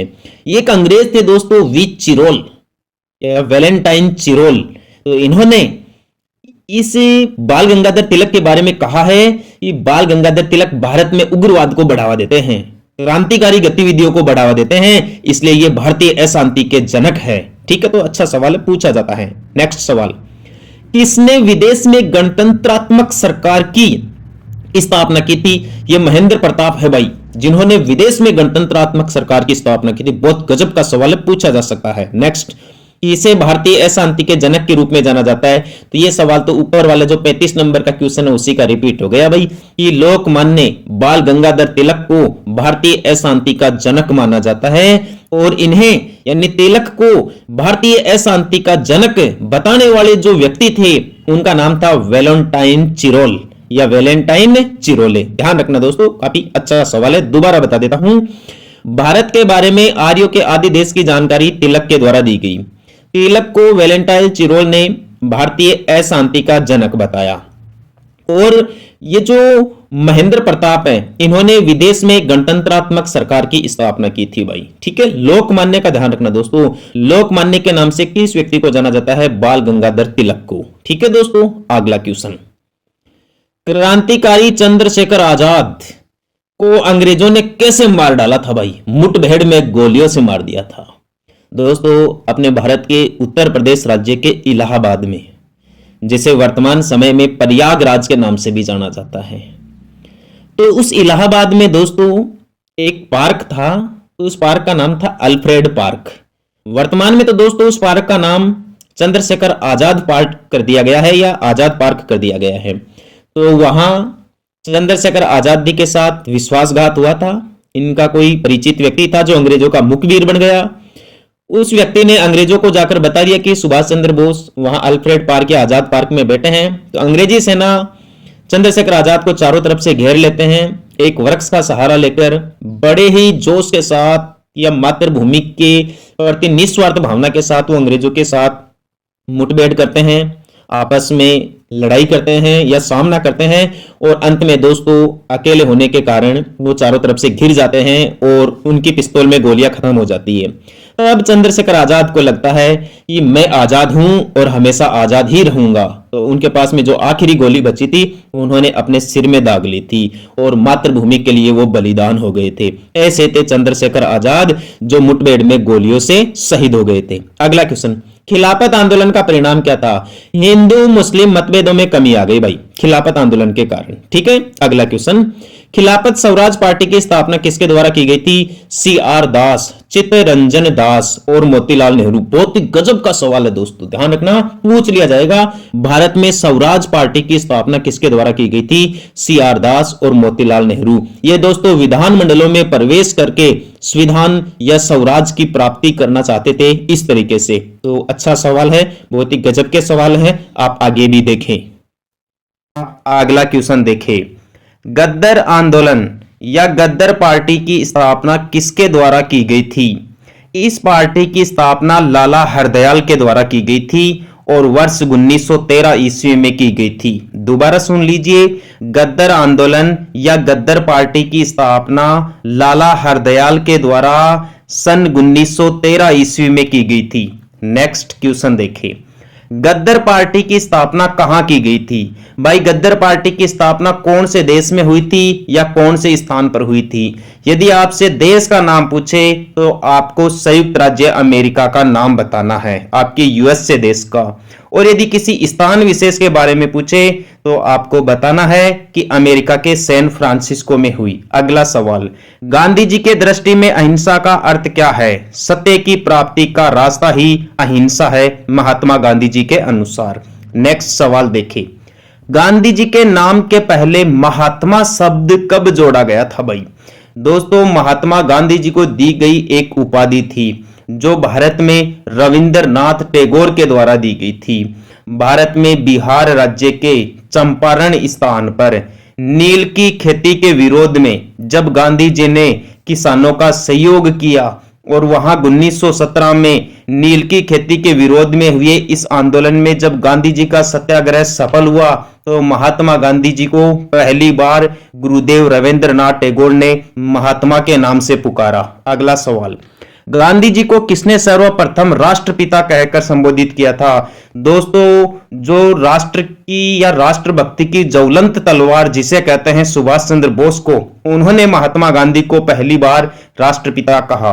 गांधी इरविन समझौता 1931 ईस्वी में हुआ था। भाई बहुत अच्छा सवाल है। अगला क्वेश्चन, गांधी जी के राम राज्य के युगल सिद्धांत कौन से थे? गांधी जी के राम राज्य के या गांधी जी के सत्याग्रह आंदोलन के दो सिद्धांत होते थे भाई, एक तो सत्य और दूसरा अहिंसा।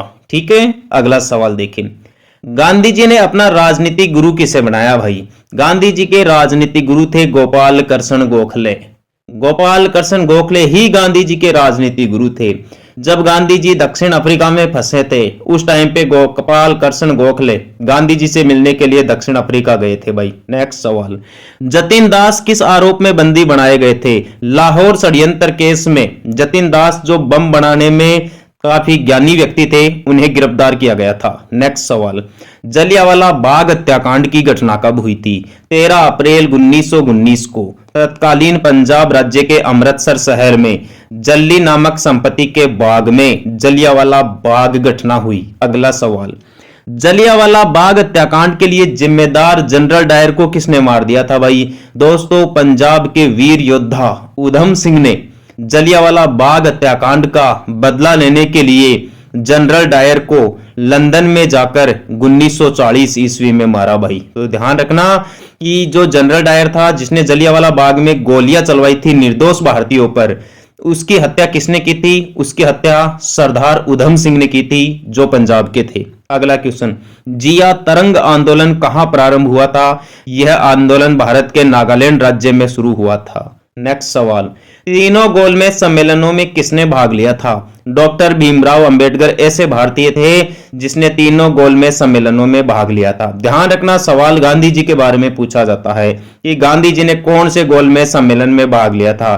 तो गांधी जी ने केवल और केवल दूसरे गोलमेज सम्मेलन में भाग लिया था। नेक्स्ट सवाल, दांडी मार्च या दांडी यात्रा क्यों शुरू किया गया था भाई? दोस्तों, नमक कानून तोड़ने के लिए महात्मा गांधी जी के द्वारा अहमदाबाद से गुजरात के भुज जिले के दांडी स्थान तक यानी 322 किलोमीटर की दूरी तय करके नमक कानून तोड़ा, जिसे दांडी यात्रा के नाम से भी जाना जाता है। ठीक है, अगला सवाल, दादा भाई नारोजी को किस नाम से जानते हैं या किस उपनाम से जानते हैं? इन्हें grand old man of India कहते हैं भाई, भारत का वयोवृद्ध पुरुष। तो सवाल पूछ ले, भारत का वयोवृद्ध पुरुष या grand old man of India किसे कहते हैं? तो दादा भाई नारोजी को कहते हैं। इन्होंने ही सबसे पहले धन के निष्कासन का सिद्धांत दिया था भाई। नेक्स्ट सवाल, देवबंद आंदोलन यानी यूपी में हुआ था, उस समय यूपी को संयुक्त प्रांत में शामिल था भाई। किस वर्ष आरंभ हुआ था? 1866 ईस्वी में। बहुत गजब का सवाल है।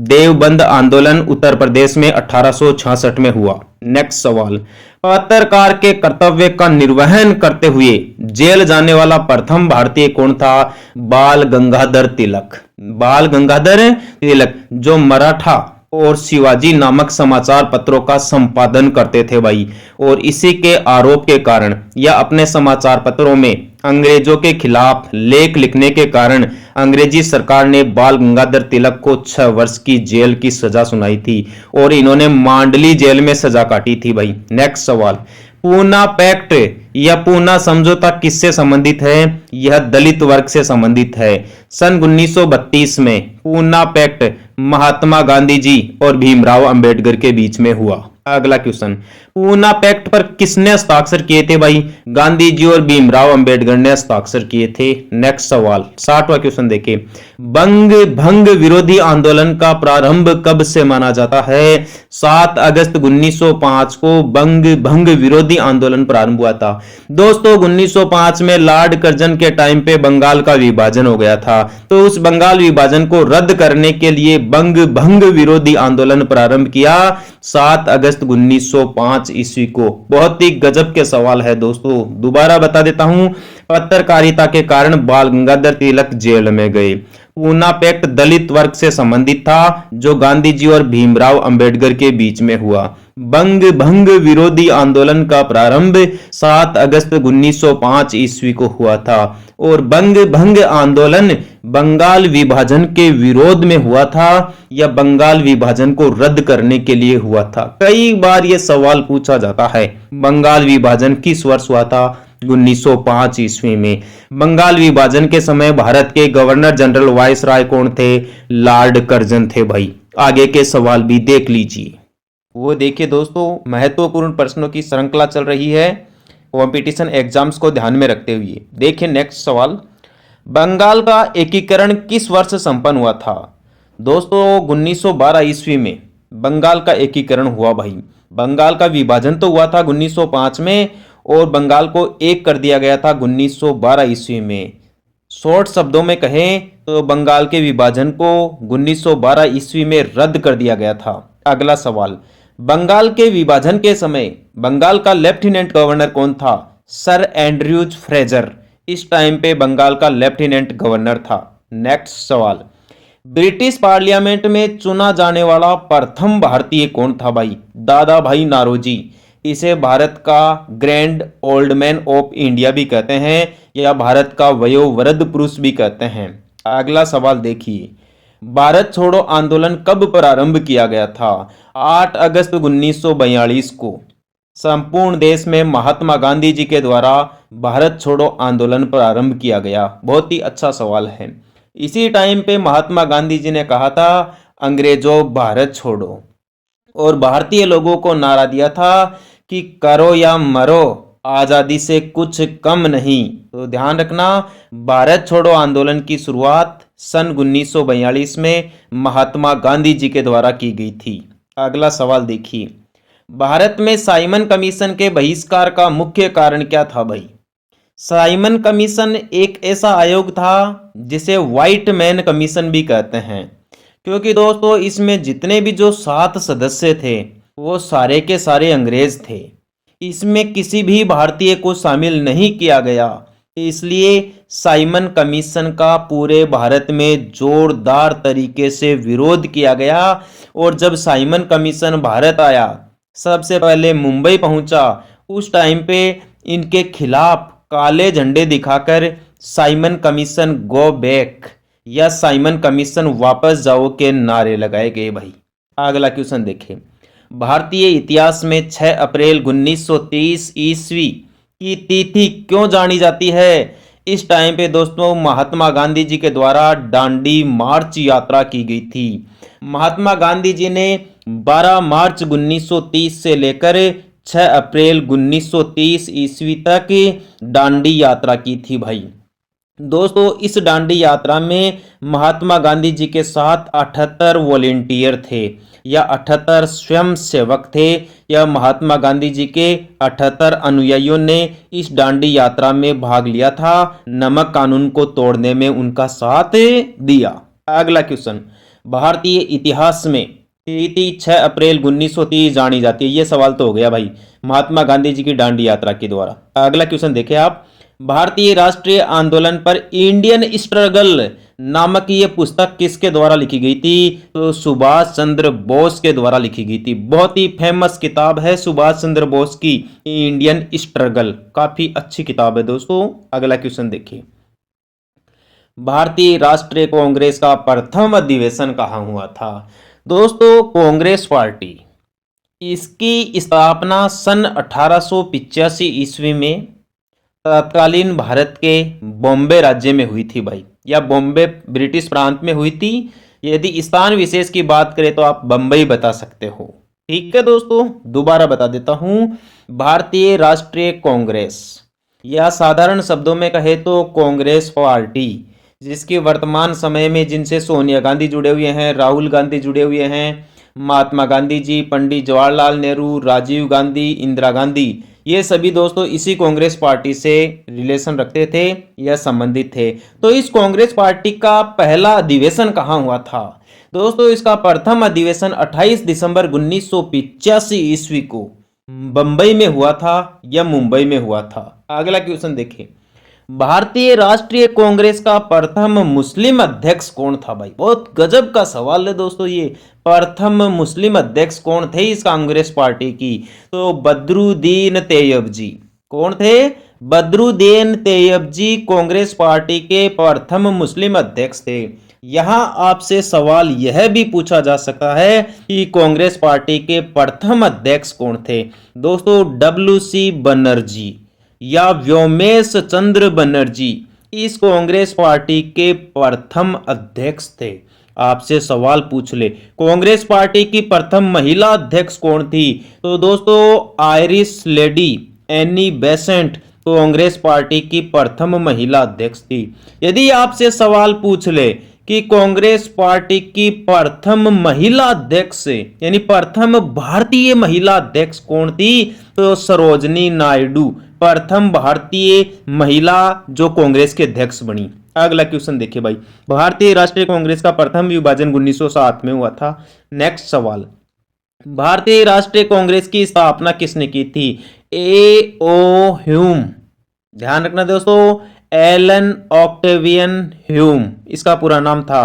A.O. ह्यूम के द्वारा भारतीय राष्ट्रीय कांग्रेस की स्थापना की गई 28 दिसंबर 1985 को और बंबई में की गई थी भाई। ध्यान रखना ये एक अंग्रेज अधिकारी थे दोस्तों।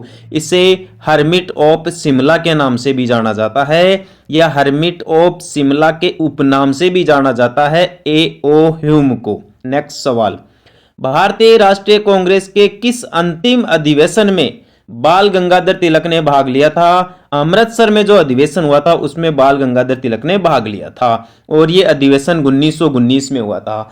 आगे चलकर दोस्तों 1 अगस्त 1920 को तो बाल गंगाधर तिलक की मृत्यु हो गई थी, इसलिए अमृतसर अधिवेशन 1919 में जो हुआ उसमें बाल गंगाधर तिलक ने अंतिम रूप से भाग लिया था। उसके बाद में आगामी अधिवेशनों में उन्होंने भाग नहीं लिया क्योंकि 1 अगस्त 1920 को उनकी मृत्यु हो गई थी। अगला क्वेश्चन देखिए, भारतीय राष्ट्रीय कांग्रेस के सन 1905 ईस्वी के बनारस अधिवेशन के अध्यक्ष कौन थे?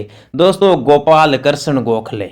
जब भारत में बंगाल का विभाजन हुआ था 1905 ईस्वी में, उस टाइम पे कांग्रेस का अधिवेशन बनारस में हुआ था और बनारस में हुए उस अधिवेशन की अध्यक्षता गोपाल कृष्ण गोखले के द्वारा की गई थी। भाई ध्यान रखना, गोपाल कृष्ण गोखले को महात्मा गांधी जी का राजनीतिक गुरु भी कहते हैं।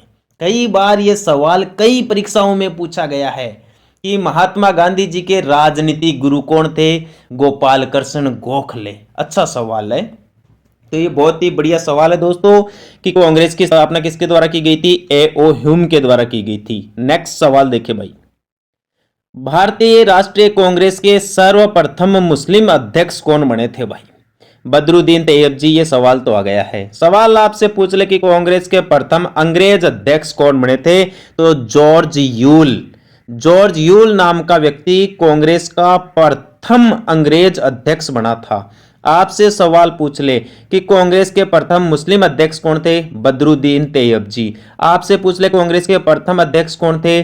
डब्ल्यू.सी. बनर्जी। आपसे पूछ ले कांग्रेस के प्रथम पारसी अध्यक्ष कौन थे? दादाभाई नारोजी। अगला सवाल, भारतीय राष्ट्रीय कांग्रेस ने पूर्ण स्वराज को अपना उद्देश्य किस वर्ष घोषित कर लिया था? दोस्तों 1929 ईस्वी में कांग्रेस का लाहौर अधिवेशन हुआ था, रावी नदी के किनारे लाहौर में। वहां पर दोस्तों पहली बार यह तय किया गया कि अब आगामी 26 जनवरी से यानी 26 जनवरी 1930 को प्रथम स्वाधीनता दिवस मनाया जाएगा। अगला सवाल देखिए, भारतीय राष्ट्रीय कांग्रेस ने पूर्ण स्वतंत्रता प्राप्ति का लक्ष्य किस वर्ष में घोषित किया गया था? यह वही लाहौर अधिवेशन है दोस्तों 1929 का, जो लाहौर में रावी नदी के तट पर हुआ था। इस अधिवेशन की अध्यक्षता पंडित जवाहरलाल नेहरू जी के द्वारा की गई थी और इस अधिवेशन में उपस्थित सभी भारतीय लोगों ने उस टाइम पे वादा किया कि हम अब अंग्रेजों से पूर्ण स्वराज्य प्राप्त करेंगे, यानी आजादी तो प्राप्त करेंगे ही, साथ में हमारे देश का संविधान भी स्वयं रचेंगे। इसी को दोस्तों पूर्ण स्वराज्य की बात कही जाती है। तो कई कंपटीशन एग्जाम में यह सवाल पूछा जाता है कि पूर्ण स्वराज्य की मांग कौन से अधिवेशन में की गई थी? कांग्रेस के 1929 के लाहौर अधिवेशन में की गई थी भाई, और इसकी अध्यक्षता पंडित जवाहरलाल नेहरू जी के द्वारा की गई थी। अगला क्वेश्चन देखिए, भारतीयों को वर्ष 1947 में सार्वभौम सत्ता सौंपने की योजना किस नाम से जानी जाती है? इसे माउंटबेटन योजना कहते हैं। 3 जून 1947 की माउंटबेटन योजना के द्वारा ही भारत को आजादी मिली। अगले सवाल देखें, आज का अपना 81 नंबर का सवाल है, मराठी पाक्षिक ये एक समाचार पत्र है दोस्तों जो 15 दिन से जारी होता था, बहिष्कृत भारत। ये किसके द्वारा शुरू किया गया था? डॉक्टर भीमराव अंबेडकर के द्वारा। अगला क्वेश्चन, महात्मा गांधी जी के राजनीतिक गुरु कौन थे? गोपाल कृष्ण गोखले ही महात्मा गांधी के राजनीतिक गुरु थे।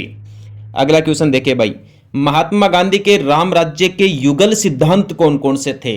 दोस्तों महात्मा गांधी जी ने सत्य व अहिंसा को अपना मुख्य हथियार बनाया। अगला क्वेश्चन, महात्मा गांधी को सर्वप्रथम राष्ट्रपिता कहकर किसने पुकारा? भाई सुभाष चंद्र बोस ने सबसे पहले महात्मा गांधी को राष्ट्रपिता कहा। नेक्स्ट क्वेश्चन देखें, महात्मा गांधी जी के द्वारा चलाया गया प्रथम जन आंदोलन कौन सा था? यह असहयोग आंदोलन था। संपूर्ण भारत में महात्मा गांधी जी के द्वारा 1 अगस्त 1920 को असहयोग आंदोलन की शुरुआत की।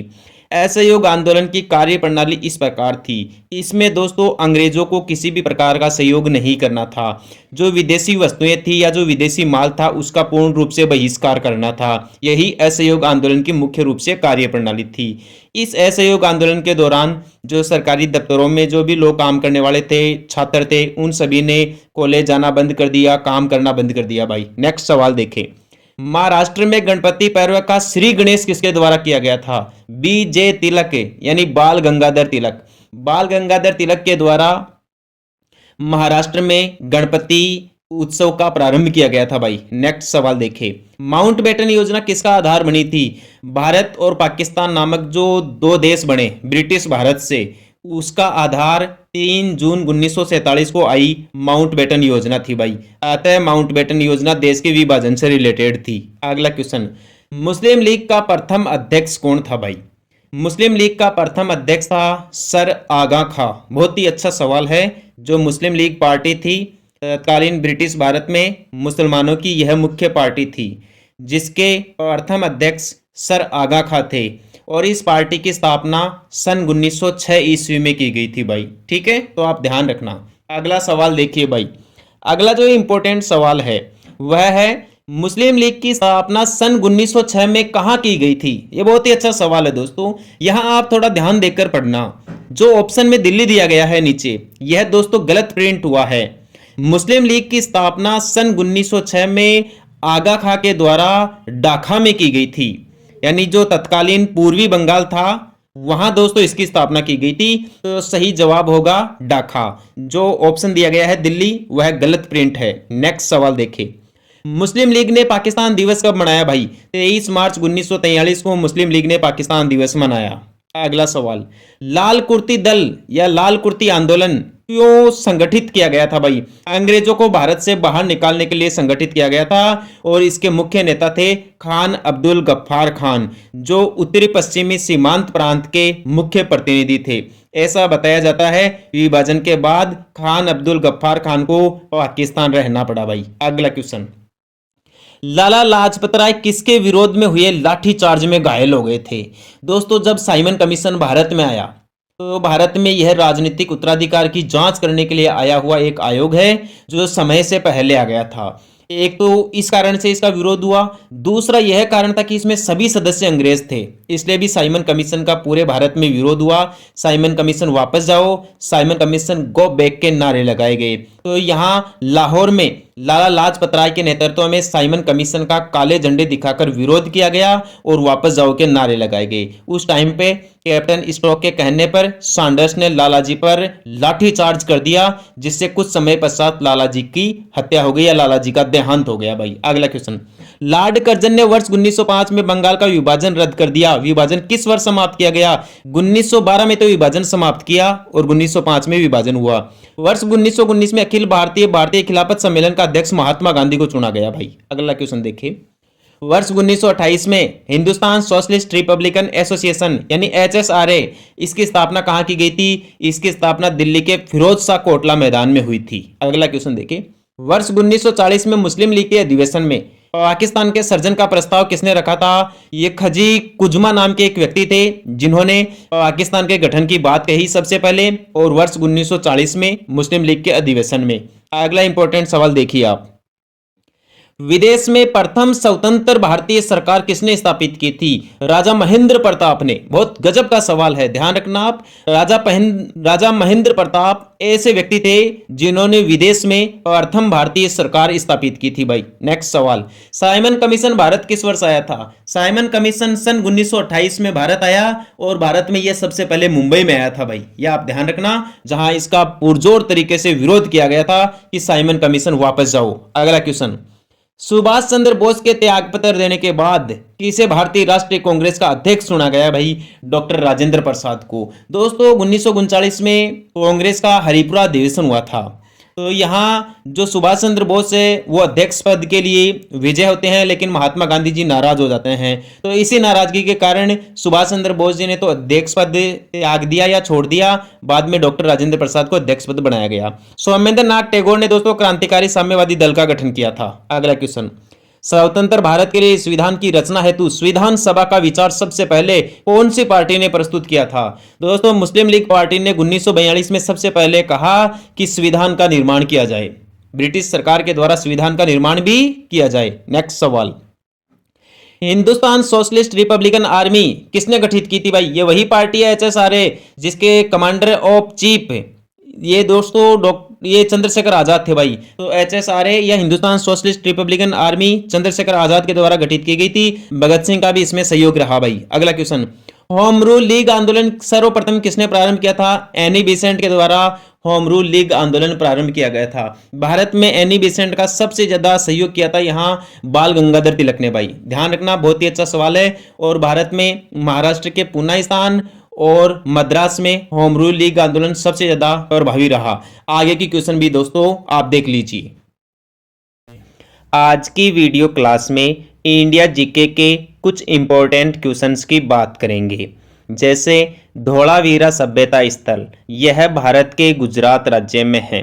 इसे यूनेस्को की विश्व धरोहर सूची में 2021 में चीन में संपन्न यूनेस्को की ऑनलाइन बैठक में शामिल किया गया और यूनेस्को की विश्व धरोहर सूची में शामिल होने वाला यह विश्व का 40वां धरोहर स्थल माना जाता है। दोबारा बता दूं, धोलावीरा सभ्यता स्थल भारत के गुजरात राज्य में है। 2021 में इसे यूनेस्को की विश्व धरोहर सूची में शामिल कर लिया गया और इसे चीन में आयोजित ऑनलाइन बैठक में शामिल किया गया। यह विश्व का 40वां विश्व धरोहर स्थल माना जाता है। अब देखिए दोस्तों, एक तो कुछ सभ्यता स्थल है, एक उनके खोजकर्ता है और एक किस वर्ष खोज हुई, यह जानकारी है। हड़प्पा सभ्यता स्थल की खोज दयाराम साहनी के द्वारा 1921 में की गई। मोहनजोदड़ो सभ्यता स्थल की खोज राखलदास बनर्जी के द्वारा 1922 में की गई। सूत्रांगेडोर सभ्यता स्थल की खोज ओरेल स्टाइन ने 1927 में की। चन्हूदड़ो सभ्यता स्थल की खोज एन.जी. मजूमदार ने 1931 में की। रंगपुर सभ्यता स्थल की खोज ब्रजवासी लाल और माधव स्वरूप वत्स ने की। रोपड़ सभ्यता स्थल की खोज यज्ञदत्त शर्मा ने 1953 में।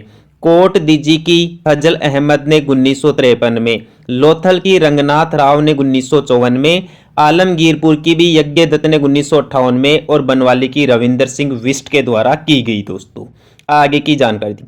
महावीर स्वामी के बारे में कुछ इंपॉर्टेंट जानकारी देखते हैं। महावीर स्वामी का विवाह कौंडिन्य गोत्र की कन्या यशोदा के साथ हुआ। महावीर की पुत्री का नाम अणोरजा या प्रियदर्शनी था। महावीर स्वामी का एक नाम निगंडनाथ पूत भी था भाई। महावीर स्वामी का एक अन्य नाम निगंठनाथ पूत भी था। इनकी बेटी का नाम अणोरजा या प्रियदर्शनी था। पत्नी का नाम यशोदा था। ज्ञान प्राप्ति के बाद महावीर स्वामी के नाम इस प्रकार थे। इन्हें महावीर के नाम से जाना गया। इन्हें जिन के नाम से जाना गया। जिन का अर्थ होता है विजेता। इन्हें केवलिन कहा गया। केवलिन का अर्थ होता है सर्वोच्च ज्ञान। महावीर स्वामी को निग्रंथ भी कहा गया। निग्रंथ का मतलब होता है बंधन रहित और इन्हें आहर कहा गया, जिसका मतलब होता है योग्य। ठीक है दोस्तों, आगे देखिए। महावीर स्वामी ने गृहस्थों के लिए 5 अणुव्रत बताए हैं। महावीर स्वामी ने बताया गया जो पहला अणुव्रत है उसका नाम है सत्य वचन, दूसरे का नाम है अहिंसा, तीसरे का नाम है अस्तेय यानी चोरी नहीं करना, चौथे का नाम है अपरिग्रह यानी सांसारिक वस्तुओं का त्याग और पांचवे का नाम है ब्रह्मचार्य। दोबारा देख लीजिए, महावीर स्वामी ने गृहस्थ जीवन जीने वालों के लिए 5 अणुव्रत बताए हैं। पहला सत्य वचन, सदा सत्य बोलो। दूसरा अहिंसा, कभी भी हिंसा न करो। तीसरा अस्तेय, कभी भी चोरी मत करो। चौथा अपरिग्रह, सांसारिक वस्तुओं का त्याग कीजिए, ज्यादा सांसारिक वस्तुओं से मोह मत रखे। और पांचवा है ब्रह्मचार्य। विशेष रूप से ये ब्रह्मचार्य दोस्तों महावीर स्वामी के द्वारा ही जोड़ा गया। ठीक है दोस्तों, आगे की जानकारी भी देख लीजिए। प्रारंभ करते हैं और इसका फर्स्ट क्वेश्चन देखिए आप। भारत का प्रधान देशांतर निम्नलिखित में से किस राज्य से नहीं गुजरता? तमिलनाडु, मध्य प्रदेश, छत्तीसगढ़, उत्तर प्रदेश। इनमें से सही आंसर होगा तमिलनाडु। दोस्तों तमिलनाडु से भारतीय मानक समय रेखा नहीं गुजरती। भारत की मानक समय रेखा 5 राज्यों से गुजरती है। उत्तर प्रदेश, मध्य प्रदेश, छत्तीसगढ़, ओडिशा, आंध्र प्रदेश। तो इसमें पूछा गया है कि कौन से राज्य से नहीं गुजरती है, तो दोस्तों तमिलनाडु राज्य से नहीं गुजरती है। अगला क्वेश्चन देखिए। कर्क रेखा भारत के कौन से राज्य से नहीं गुजरती भाई? क्या पश्चिम बंगाल राज्य से, गुजरात राज्य से, मध्य प्रदेश राज्य से या फिर ओडिशा राज्य से? दोस्तों इसमें आपका सही जवाब होगा ओडिशा राज्य, क्योंकि ओडिशा राज्य से कर्क रेखा नहीं गुजरती है। कर्क रेखा भारत के 8 राज्यों से होकर गुजरती है, जिनको याद करने की एक ट्रिक भी है। राम झाके 6 पंगु मित्र है। राम झाके 6 पंगु मित्र है। इसमें 8 राज्य समाहित है। जैसे गुजरात से कर्क रेखा भारत में प्रवेश करती है, मेघालय से कर्क रेखा, मेघालय क्या, मणिपुर से, मिजोरम से कर्क रेखा भारत से बाहर निकल जाती है, तो गुजरात से प्रवेश करती है, मिजोरम से बाहर निकलती है। मध्य प्रदेश में सबसे ज़्यादा है और त्रिपुरा में सबसे कम है। प्रश्न संख्या 3 देखिए, क्षेत्रफल की दृष्टि से भारत विश्व का सबसे बड़ा देश है। भाई भारत कौन से क्रम का देश है क्षेत्रफल की दृष्टि से? यदि विश्व स्तर पर क्षेत्रफल की दृष्टि से अपने भारत देश की बात की जाए तो भारत का स्थान 7वां है भाई। भारत का स्थान कौन सा है? 7वां है। क्षेत्रफल की दृष्टि से विश्व का सबसे बड़ा देश है भाई रूस, और क्षेत्रफल की दृष्टि से विश्व का सबसे छोटा देश है वेटिकन सिटी। अपने भारत का नंबर आता है 7वें स्थान पर। भारत का क्षेत्रफल है 32,87,263 वर्ग किलोमीटर, जो संपूर्ण विश्व के 2.42% क्षेत्रफल पर फैला हुआ है। तो आपका ये जो प्रश्न है क्षेत्रफल की दृष्टि से भारत विश्व के कौन से स्थान पर है, तो उसका सही जवाब होगा दोस्तों 7वें स्थान पर है। आप ध्यान रखना, यदि क्षेत्रफल की दृष्टि से विश्व के सबसे बड़े द्वीप के बारे में सवाल पूछ लिया जाए तो ग्रीनलैंड दुनिया का सबसे बड़ा द्वीप है। अपने भारत में आ जाइए थोड़ा। भारत में क्षेत्रफल की दृष्टि से सबसे बड़ा राज्य राजस्थान है, और भारत में क्षेत्रफल की दृष्टि से सबसे छोटा राज्य गोवा है। ध्यान रखना इस बात का। पूर्व में भारत का सबसे बड़ा राज्य मध्य प्रदेश हुआ करता था, लेकिन सन 2000 में छत्तीसगढ़ के गठन के बाद यह खिताब राजस्थान को मिला। प्रश्न संख्या 4 देखिए, भारत का अक्षांशीय विस्तार कहाँ से कहाँ तक है? दोस्तों इन अक्षांश रेखाओं को समानांतर रेखाएं भी कहते हैं। ये किसी भी देश या किसी भी स्थान की स्थिति, तापमान, दूरी, जलवायु कटिबंधों का निर्धारण, इनको ज्ञात करने में उपयोग में ली जाती है। भारत का अक्षांशीय विस्तार 8 डिग्री 4 मिनट उत्तरी अक्षांश से लेकर 37 डिग्री 6 मिनट उत्तरी अक्षांश तक है। ये दोस्तों केवल भारत का है। यदि आपसे सवाल ये पूछे कि संपूर्ण भारत का अक्षांशीय विस्तार कहाँ से कहाँ तक है, तो 6 डिग्री 4 मिनट उत्तरी अक्षांश से शुरू होगा। क्यों? क्योंकि अपना अंडमान निकोबार द्वीप समूह है 6 डिग्री 4 मिनट उत्तरी अक्षांश पर है। 8 डिग्री 4 मिनट उत्तरी अक्षांश पर तो दोस्तों अपना कन्याकुमारी प्रारंभ होता है, और 37 डिग्री 6 मिनट उत्तरी अक्षांश पर अपने भारत में जम्मू कश्मीर राज्य में जो गिलगित शहर है, जहां इंदिरा कोल स्थित है, वो पॉइंट है। तो ऑप्शन आपका ये सही होगा। ठीक है, 8 डिग्री 4 मिनट से 37 डिग्री 6 मिनट। प्रश्न संख्या 5 देखें भाई, हमारा राष्ट्रीय पंचांग क्या है? दोस्तों अपना जो राष्ट्रीय पंचांग है अपने भारत देश का, वह शक संवत पर आधारित है भाई। इसमें ऑप्शन ए दिया गया है जन गण मन, ये तो हमारे देश का राष्ट्रीय गान है भाई, जो रविंद्रनाथ टैगोर जी के द्वारा लिखा गया। ऑप्शन बी है वंदे मातरम, ये भारत का राष्ट्रीय गीत है जो बंकिम चंद्र चट्टोपाध्याय के द्वारा लिखा गया। तो प्रश्न संख्या 6 देखिए, किस वर्ष में गंगा नदी की डॉल्फिन, दोस्तों डॉल्फिन एक मछली है, एक मत्स्य है, जो अपनी जो सबसे पवित्र नदी है गंगा नदी, या हिंदू धर्म की जो सबसे पवित्र नदी है गंगा नदी, उस नदी में पाई जाती है डॉल्फिन मछली। तो आपसे पूछ रहा है कि डॉल्फिन मछली को भारत का राष्ट्रीय जलीय जीव किस वर्ष घोषित किया गया? दोस्तों 2009 में घोषित किया गया। Option D is right answer. प्रश्न संख्या 7 देखिए, भारतीय राष्ट्रीय ध्वज का केसरिया रंग किसका प्रतीक है? केसरिया रंग किसका प्रतीक है दोस्तों? हमें क्या प्रेरणा मिलती है केसरिया रंग से? कौन सा संदेश देता है ये केसरिया रंग इस भारतीयों को या इस मानव जाति को? केसरिया रंग दोस्तों साहस और बलिदान का प्रतीक है। जो अपना सफ़ेद रंग है वो दोस्तों पवित्रता का प्रतीक है। शांति का प्रतीक है, और जो हरा रंग है वह दोस्तों सुख समृद्धि का प्रतीक है, और जो बीच में 24 तीलियों का नीले रंग का अशोक चक्र बना हुआ है वह हमारे देश में दोस्तों विकास का चक्र माना जाता है, कि देश का विकास सदा हमेशा चलता रहेगा भाई।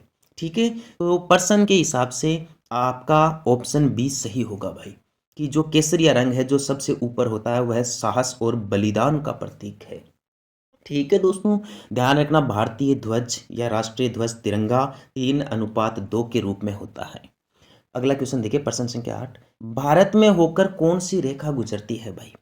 क्या कर्क रेखा गुजरती है, मकर रेखा गुजरती है, भूमध्य रेखा गुजरती है, या इनमें से कोई भी रेखा नहीं गुजरती? तो पर्सन के हिसाब से दोस्तों आपका ऑप्शन ए बिल्कुल सही जवाब है। इन रेखाओं में से, इन अक्षांश रेखाओं में से कर्क रेखा भारत के बीचों बीच से गुजरती है। अतः कर्क रेखा भारत को 2 बराबर भागों में बांटती है। इसे माही नदी 2 बार काटती है भाई। मकर रेखा दोस्तों दक्षिणी गोलार्ध से गुजरती है। कर्क रेखा और मकर रेखा दोनों 23.5 डिग्री अक्षांश रेखाएं हैं, लेकिन कर्क रेखा का मान 23.5 डिग्री उत्तरी अक्षांश है और मकर रेखा का मान 23.5 डिग्री दक्षिणी अक्षांश है, जबकि भूमध्य रेखा का मान है 0 डिग्री अक्षांश। मकर रेखा ऑस्ट्रेलिया को 2 बराबर भागों में बांटती है, जबकि भूमध्य रेखा अपनी पूरी पृथ्वी को ही 2 बराबर भागों में बांटती है। ध्यान रखना, भूमध्य रेखा सबसे बड़ा अक्षांश है। अगला प्रश्न देखिए, कर्क रेखा भारत के कौन से राज्य से गुजरती है? पहले ही ये बात बता चुका हूँ कि कर्क रेखा भारत के 8 राज्यों से होकर गुजरती है। उनको याद करने की ट्रिक है, राम झाके 6 पंगु मित्र है।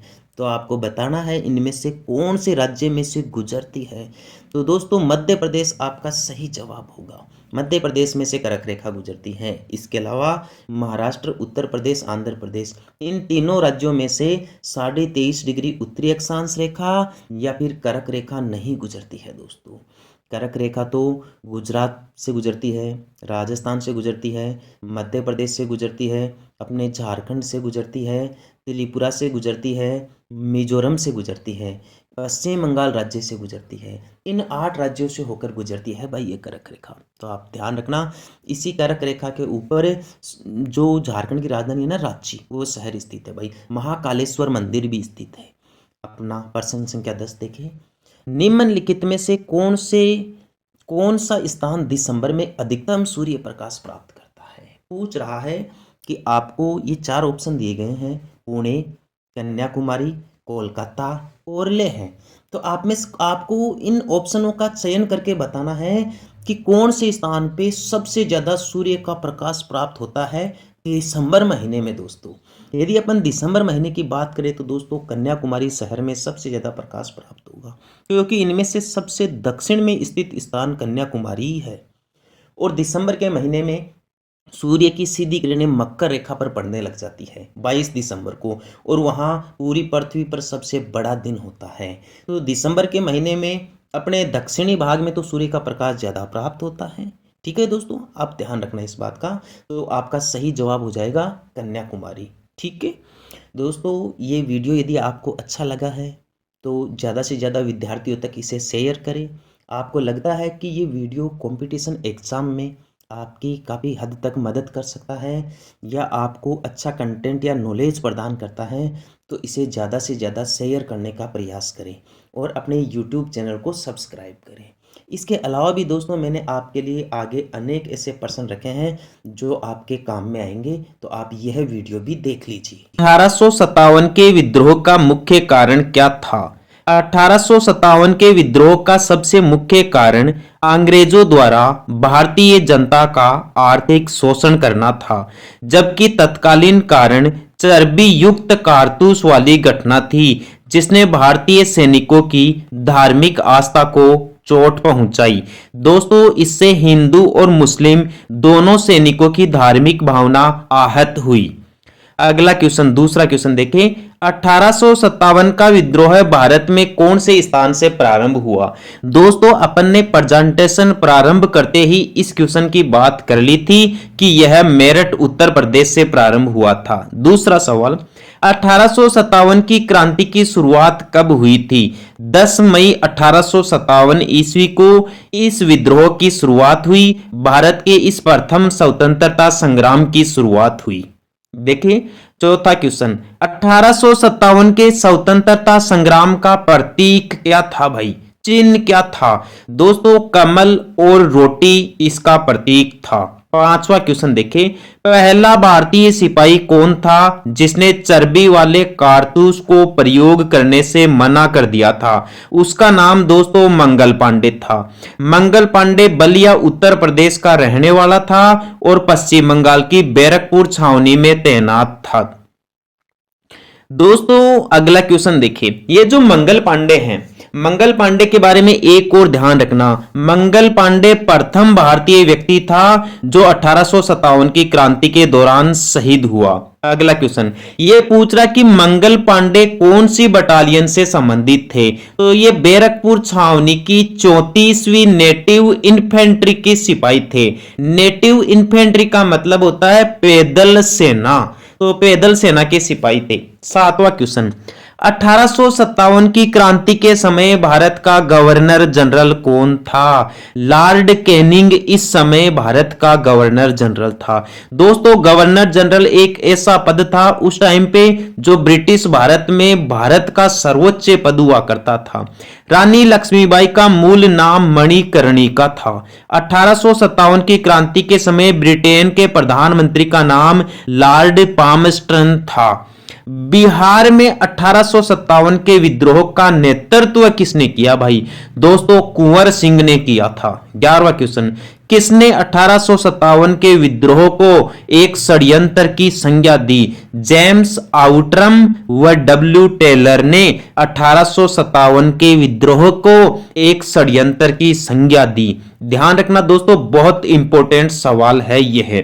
12वां क्वेश्चन देखे भाई, 1857 के विद्रोह के समय किसने इलाहाबाद को आपातकालीन मुख्यालय बना लिया था? दोस्तों लॉर्ड कैनिंग ने, जो इस विद्रोह के समय भारत के गवर्नर जनरल थे या ब्रिटिश भारत के गवर्नर जनरल थे। अगला क्वेश्चन, 1857 के विद्रोह के नेता तात्या टोपे का असली नाम क्या था? दोस्तों तात्या टोपे का असली नाम रामचंद्र पांडुरंग था भाई। ये येवला अहमदनगर महाराष्ट्र के रहने वाले थे। मंगल पांडे की घटना कहां हुई थी भाई? मंगल पांडे ने अंग्रेजों के खिलाफ बैरकपुर छावनी में बिगुल बजाया था 1857 की क्रांति का, और बैरकपुर भारत के पश्चिम बंगाल राज्य में पड़ता है। अगला क्वेश्चन, 1857 की क्रांति में किसे मान सिंह ने धोखा दिया और फिर अंग्रेजों ने गिरफ्तार कर उसे फांसी दे दी? दोस्तों तात्या टोपे को मतलब विश्वासघात किया था तात्या टोपे के साथ मान सिंह ने, जो नरवर का जागीरदार था। 16वां क्वेश्चन देखें, 1857 की क्रांति का संपूर्ण नेतृत्व किसने किया था? बहादुर शाह जफर ने किया था। ये दोस्तों दिल्ली का सुल्तान था, मुगल बादशाह था। कि इसके द्वारा हड़प की नीति अपनाई गई थी।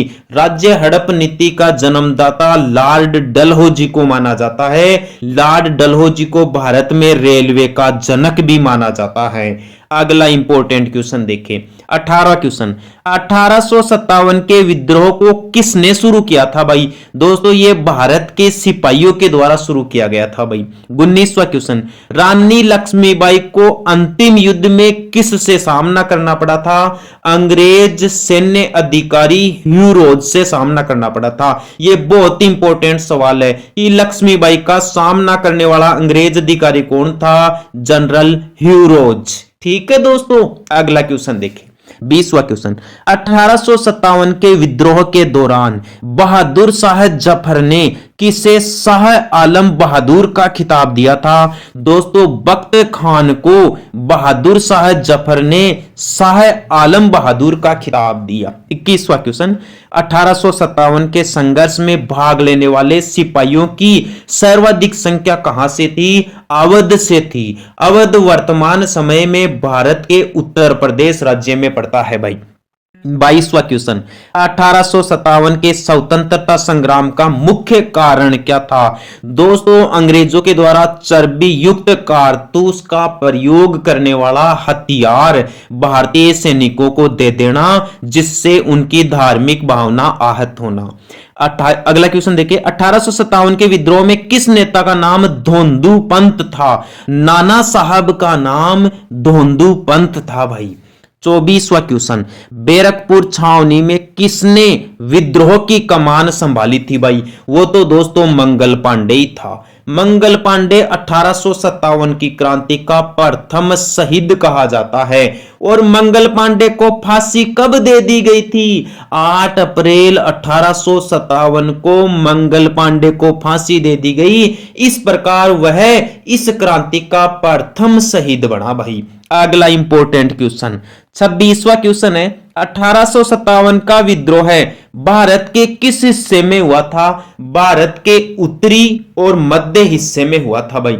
इसका प्रभाव दक्षिणी भारत और पश्चिमी भारत में कम था। 27वां क्वेश्चन, 1857 के विद्रोह में किसने अपना बलिदान सबसे पहले दिया?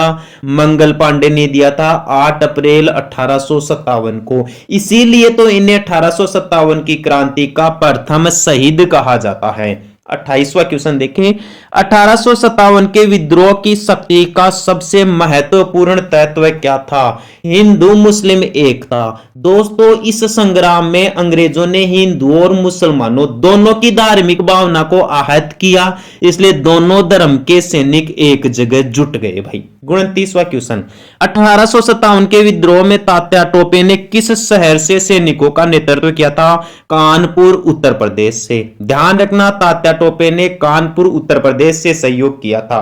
23वां क्वेश्चन, भारत के शिक्षित वर्ग 1857 की क्रांति में कैसे रहे? तटस्थ रहे। उन्होंने क्रांतिकारियों का साथ नहीं दिया, ना ही इन्होंने अंग्रेजों का साथ दिया। दोस्तों 31वां क्वेश्चन, अंग्रेजों ने भारतीय सेना में चर्बी वाले कारतूसों को कब शामिल किया था? जनवरी 1857 ईस्वी में, जिसका सबसे पहले विरोध मंगल पांडे ने किया भाई। ठीक है। 32वां क्वेश्चन, 1857 के विद्रोह के बाद भारतीय फौज के नवगठन के लिए कौन सा आयोग गठित किया गया? पिल आयोग या पिल कमीशन। बहुत इंपॉर्टेंट क्वेश्चन है दोस्तों कि 1857 की क्रांति के बाद सैन्य सुधार के लिए कौन सा आयोग गठित किया गया? पिल आयोग या पिल कमीशन। अगला क्वेश्चन, 1857 के विद्रोह को किस उर्दू कवि ने देखा था? मिर्जा गालिब ने। काफी अच्छा सवाल है। 34वां क्वेश्चन, 1857 के विद्रोह में अंग्रेजों का सबसे कट्टर दुश्मन कौन था भाई? मौलवी अहमदुल्ला शाह। बहुत अच्छा सवाल है। मौलवी अहमदुल्ला शाह इस विद्रोह में अंग्रेजों का सबसे कट्टर दुश्मन था भाई। 35वां क्वेश्चन, 1857 का विद्रोह है मुख्यतः किस कारण से असफल रहा? दोस्तों इसकी योजना सामान्य थी और केंद्रीय संगठन की कमी थी, इसलिए यह असफल हुआ। 36वां क्वेश्चन, 1857 के बरेली विद्रोह का नेता कौन था? बरेली भारत के उत्तर प्रदेश राज्य में पड़ता है वर्तमान में, उस टाइम पे संयुक्त प्रांत में पड़ता था भाई। तो बरेली से विद्रोह का नेतृत्व खान बहादुर ने किया था भाई। 37वां क्वेश्चन, आधुनिक इतिहासकार कौन थे जिन्होंने 1857 के विद्रोह को स्वतंत्रता की पहली लड़ाई कहा? एस.एन. सेन ने। एस.एन. सेन ने इसे आजादी की पहली लड़ाई बताई। रानी लक्ष्मीबाई की समाधि स्थल कहां है? ग्वालियर में है भाई, और ग्वालियर मध्य प्रदेश में है। ध्यान रखना, रानी लक्ष्मीबाई की समाधि ग्वालियर मध्य प्रदेश में है। उस टाइम पे इसे मध्य प्रांत कहते थे। 1857 के संग्राम में किस जगह को सबसे पहले अंग्रेजों ने फिर से अधिकृत कर लिया? दोस्तों दिल्ली को कर लिया भाई। दिल्ली से ही क्रांति की योजना बनाई गई थी कि पूरे देश में यहां से क्रांति की जाएगी, लेकिन असफल हुई। 40वां क्वेश्चन, 1857 के विद्रोह में रानी लक्ष्मीबाई ने सैनिकों का नेतृत्व कहां से किया था? झांसी से। ध्यान रखना, रानी लक्ष्मीबाई की समाधि तो है ग्वालियर में। रानी लक्ष्मीबाई ने सैनिकों का नेतृत्व किया था झांसी उत्तर प्रदेश से। और 1857 के संग्राम में इलाहाबाद से सैनिकों का नेतृत्व किसने किया था? मौलवी लियाकत अली। इन्होंने इलाहाबाद से नेतृत्व संभाला था भाई क्रांति का। 42वां क्वेश्चन, ब्रिटिश सैन्य अधिकारी ह्यू रोज ने इसे कहा था कि भारतीय क्रांतिकारियों में यह अकेली मर्द है। ये बात तो ह्यू रोज ने दोस्तों रानी लक्ष्मीबाई के बारे में कहा है भाई, ध्यान रखना। 43वां क्वेश्चन देखिए, 1857 के विद्रोह में किसने दिल्ली में सेनाओं के नेतृत्व किया था भाई? दिल्ली से नेतृत्व किया था बख्त खान ने। किसने किया था भाई? बख्त खान ने। प्रश्न संख्या 44 देखे भाई, 1857 के विद्रोह के बरेली विद्रोह के नेता कौन थे? खान बहादुर खान थे भाई। बरेली विद्रोह के नेता कौन थे? खान बहादुर खान। प्रश्न संख्या 45 देखें, 1857 की क्रांति में सबसे पहले फांसी किसे दी गई थी? ये तो मंगल पांडे को दी गई थी 8 अप्रैल 1857 ईस्वी को। और मंगल पांडे ने बैरकपुर छावनी से अंग्रेजों का विरोध किया था चर्बी युक्त कारतूसों के कारण भाई। अगला प्रश्न देखें, सबसे पहले बैरकपुर छावनी का नेतृत्व किसने किया था? आ गई ना बात दोस्तों, मंगल पांडे के द्वारा किया गया था। 47वां क्वेश्चन, कानपुर विद्रोह का नेतृत्व किसने किया था? नाना साहब ने। नाना साहब ने कानपुर विद्रोह का नेतृत्व किया था। आगे चलकर नाना साहब के सहयोगी बने थे तात्या टोपे। और कानपुर वर्तमान समय में भारत के उत्तर प्रदेश राज्य में पड़ता है भाई। अगला इंपॉर्टेंट क्वेश्चन देख लीजिए, 48वां प्रश्न, लखनऊ विद्रोह का नेतृत्व किसने किया था? लखनऊ विद्रोह का नेतृत्व किया था बेगम हजरत महल। बेगम हजरत महल, ध्यान रखना दोस्तों, पूछ लिया जाएगा, बहुत इंपॉर्टेंट सवाल है। लखनऊ विद्रोह का नेतृत्व इस क्रांति में किसने किया था? बेगम हजरत महल ने। 49 नंबर का क्वेश्चन देखें, मंगल पांडे ने 1857 के विद्रोह की पहली गोली कहां चलाई थी? इन्होंने तो बैरकपुर में गोली चलाकर बिगुल बजा दिया था इस क्रांति का, भारत के इस प्रथम स्वतंत्रता संग्राम का। 50वां क्वेश्चन, बहादुर शाह जफर कौन थे? दोस्तों ये अंतिम मुगल शासक थे जिन्हें 1857 की क्रांति का नेता बनाया गया। बाद में अंग्रेजों ने इन्हें गिरफ्तार कर लिया और रंगून जेल में दोस्तों इन्हें डाल दिया गया। इन्हें गिरफ्तार किया गया था हुमायूं के मकबरे दिल्ली से। लास्ट क्वेश्चन देखिए 51 नंबर का, सती प्रथा का जनक किसे माना जाता है? पढ़े। प्रश्न संख्या 1 देखें, संविधान सभा की प्रथम बैठक कब हुई? First meeting of constitution assembly. दोस्तों पहली बैठक 9 दिसंबर 1946 को हुई थी भाई। दिल्ली में स्थित कौंसिल चैम्बर के पुस्तकालय भवन में यह बैठक आयोजित की गई। संविधान सभा की दूसरी बैठक 11 दिसंबर 1946 को हुई। तीसरी बैठक 13 दिसंबर 1946 को हुई। तो ध्यान रखना, तीनों बैठकें बहुत इंपॉर्टेंट है। आपके प्रश्न का सही जवाब होगा ऑप्शन ए, 9 दिसंबर 1946।